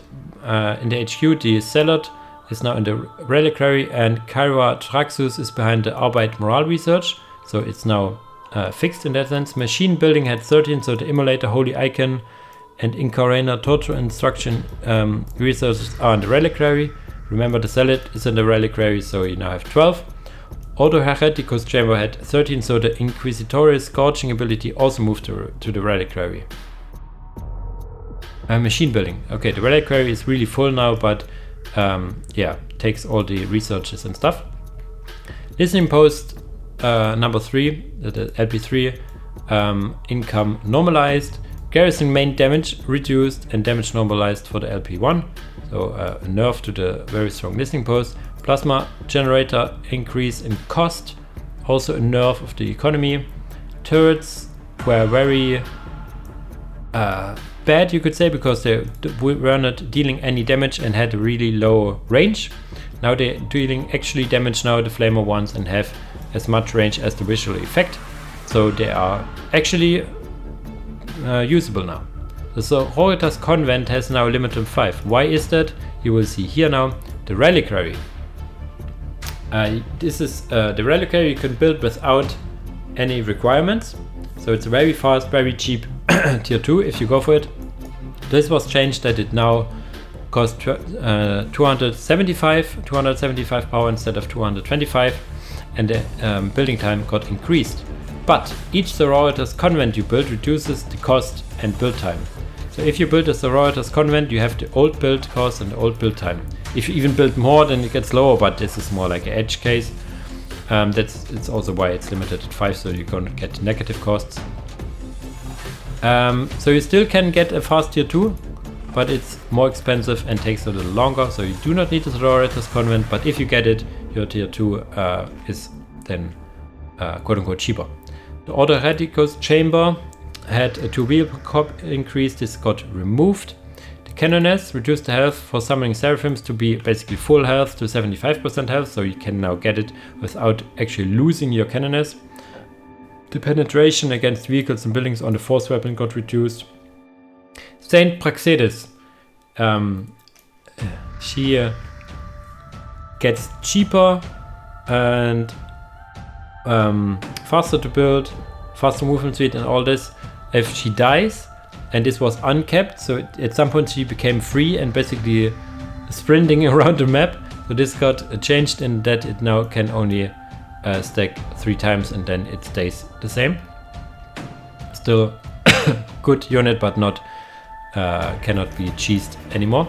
Lady Inquisitor Command Squad reduced rate of fire of the cherubs because they were like machine gun babies, so they got reduced. Damage protection bonuses from the Crusaders do not stack anymore, so there's no need to get 2 Crusaders apart from them being really good in melee. So there you go. The Marshal has now a reinforcement cost. This was an oversight, he had no reinforcement cost, because you get like the Assassin, and if your Marshal die you can reinforce them. Before it was for free, now it actually costs something. And also the Vindicator Assassin was a little cheap, so she is now expensive, more expensive. Nerf. Arbeit's Fire Support Squad increased reinforcement cost, also nerf. Battle Sisters increased build cost, increased reinforcement cost, also a nerf because they are stronger than normal Battle Sisters do, so the cost reflected. Seraphim similar story, now more expensive to show their better stats compared to Sisters of Battle Seraphims. Reduced melee pens was building low, so they can no longer deal as much damage against listen posts and stuff. Squad pop increased from 2 to 3, normalizing the sword course, basically. Archgo Flagellants. also a unit a lot of people see as too strong. Here you see how it is adjusted. Reduced knockback, reduced HP, increased building cost, increased reinforcement cost, removed HP regeneration while in combat. They still have high HP regeneration when out of combat. Reduced melee damage resistance, reduced range damage resistance modifier, removed modifier from charge, reduced charge range. So they charge at a lower distance. The HP got reduced, so you now are more inclined to use the basically the cannibalize ability, the shed skin or whatever the ability it is. It now you need to actually use it to give them higher HP. Before you wouldn't really need to do it because they have high HP to begin with. The Celestians have now removed limit, no longer limit of 3. They're basically limited by their building time. They take a hell of a lot of time to build. Now you can get more 3 if you have the time for it. The Shield Maidens, you will remember then rather, have now a proper reinforcement cost, a nerf over there. Retributor Squad, increased limit from 1 to 2. Yeah, that's a buff, but a good buff. Repentias, reduced charge range to 15, reduced charge modifier, speed modifier to 10% instead of like 260%. They were sprinting around in a little nerf to Repentias that are still very strong. Sentinel got a little over nerfed in 6.9, so it's still now costs like a normal Sentinel, and the damage of Tulema got increased a bit, so it can now actually do stuff. The Inquisitorial Chimera is now available after choosing the Inquisition branch, so it's no longer a random unit. So you might remember in the very beginning of the video where I told you that the Witch Hunter vehicle Victor Ignition is no longer needed. This is why. You can get it now in a normal way. It replaces the Rhino if you go for Inquisition branch and has a limit of 6. Immolator has less HP, more similar to the Immolator of the Sisters of Battle. The Penitent Engine is moved to tier 3 and removed all charge and melee modifiers. There were a whole bunch of modifiers that are now removed. It is still a very potent melee walker in tier 3. The Penitent Engine for Sisters of Battle is tier 4, just as a comparison. The Exorcists, both Exorcists of Witch Hunters are now tier 3 and have increased cost. Now tier 3 artillery instead of tier 2. The Castigator is now available if you choose Sisters and is moved to tier 3. Sponsors now heavy bolters instead of heavy flamers. So the Castigator is the other unit other than the Inquisitorial Chimera that was part of the random vehicle victory condition, is now available if you go for Sisters all the time. The Thunderhawk can no longer self-repair when landed, but made repairable overall, something we have seen for other Thunderhawks in the mod as well. Frag Grenade Research has now the cost switch because I think it was an oversight that it has 75 requisition and 25 power instead of the standard 25-75. Now requires the Shrine of the Militant Order, basically the quote-unquote armory. Balanced with that. Sentinel armor upgrade is now a little early because you do not build Sentinels in tier 3. You now get it in tier 2.5, basically when you decide if you go Sororitas or Hereticus. Anti-riot gear is moved from tier 4 to tier 3. Anti-riot gear enables the smoke grenades. The smoke grenades for your melee Arbeits and Shield Maidens, and also something else which I forgot. So you wouldn't get it in tier 4 for the most part, because in tier 4 you have other priorities. There are new units. There's now a doggo. A doggo you can build from the listening post. Once you upgraded them once, detects and can be attached to your ranged Arbeits. Your fire support Arbeits can now be equipped with the Executioner Sniper Shotgun. Very nice unit as well. And this is a little Easter egg thingy. Inquisitor Obi-Wan Sherlock Clouseau can exchanges the Inquisitor Lord, I think, or something. Lady Inquisitor if you enable the victory condition. It's still the same unit. From stat wise, it's a different appearance. Oh, almost done. Ynnari, last faction in the game here. If you go by the alphabet, my voice is so dead now. Here we go. Ynnari passive bonuses. Change the bonuses to be tier dependent now instead of being the same for all tiers. So it's a little buff for the health, a nerf for the health regeneration, a big nerf for the accuracy bonus, and a big nerf for the speed. So it is still a bonus they get, non-stacking bonus that is, but it gets better throughout the tiers. Crown Sword location. Every captured Crown Sword location increases your normal, your pop caps, but also your maximum pop cap to +1/+1, even if you are not Ynnari. So even if you're not the Ynnari player, you now have an incentive to capture these red points. Meaning maximization population means that if you have one shard, you now can get to 21 instead of 20. There is implementation of a new system for map markers placement, so that you do not have a random or not completely random position of these red points, but there are 6 markers and it chooses 5 out of 6, and these are all in positions both players could have access to in a normal game. So not let's say in the enemy base. So if you're capturing something in the enemy base, you have already won. So you now have actually a chance to get the Crown Sword locations all via normal gameplay. And yeah, this is only implemented for 2-player maps in skirmish. Let's say 98% of all 2-player skirmish maps have this now. If Rain included 1 soul cost to the first ability, which is similar to Mind Pour, and increase the cooldown. It's way better than Mind Pour, so the 1 soul cost is very well deserved. Incarn, it's the relic unit, now costs less power and requisition because it also costs 10 souls, so this is to make up for it. Giant Krings now has a demon high armor instead of commander armor it has before. It's also now better clickable, I think. Warriors adjust the rapid damage and range of shadow rifles and dark matter bladders to be the same as the dark Eldar variants. You still have 3 in the squad by default if you get the armory up. Mimes pop cost reduced from 2 to 1, which is the same pop cost they have in Harlequins. Death Jesters, Song of Curses now added, costs 1 soul. A lot of abilities now be here. Striking Scorpions added the Plasma Grenade ability, requires grenade research. Reinforcement cost normalized to what Eldar have. Swooping Hawks now have high wires if you get the grenade research. The Corsairs had infantry med, now have infantry heavy high, so they are more tanky. The Talos get now the Wildfire ability, which is auto-enabled in tier 3. The Wraith Walker, because it's like a Wraith construct, now costs 1 soul, but it's a little cheaper.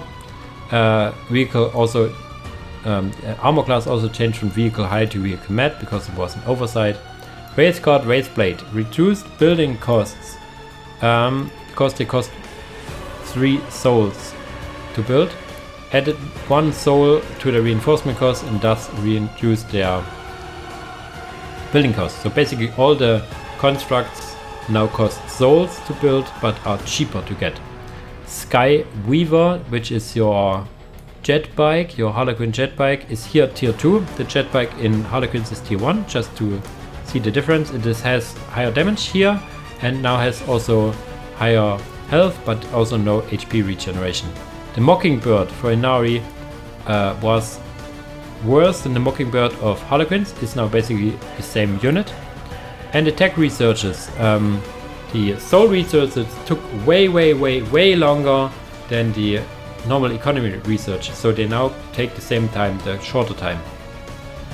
So you can now actually get to tier 2 with the soul research. Before it took like actually 5 minutes to research it for tier 2.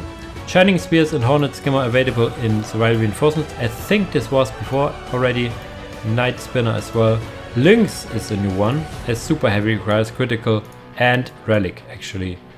So the Lynx is normally the survival reinforcement for Eldar and is now available for Ynnari. And there we go. 3 hours and 30 minutes roughly here. Jesus freaking Christ. I normally wanted to put it out on the day of release, but forgive me that I could not make it because it is just too long. I will now render this, will put some music so it's not as quiet around my voice, and I will then also add chapters. So this is why this video is not available at launch but later on. So guys, if you're stuck through this, lucky you. And yeah, so there you have all. Basically there are some that I have missed, probably some changes, but I try to get every balance change included on this changelog. So yeah, there you go. Hope you liked the video. Yeah, my voice is dead, so I'm just finishing here. As usual guys, thanks for watching and see you in the next video. Bye bye.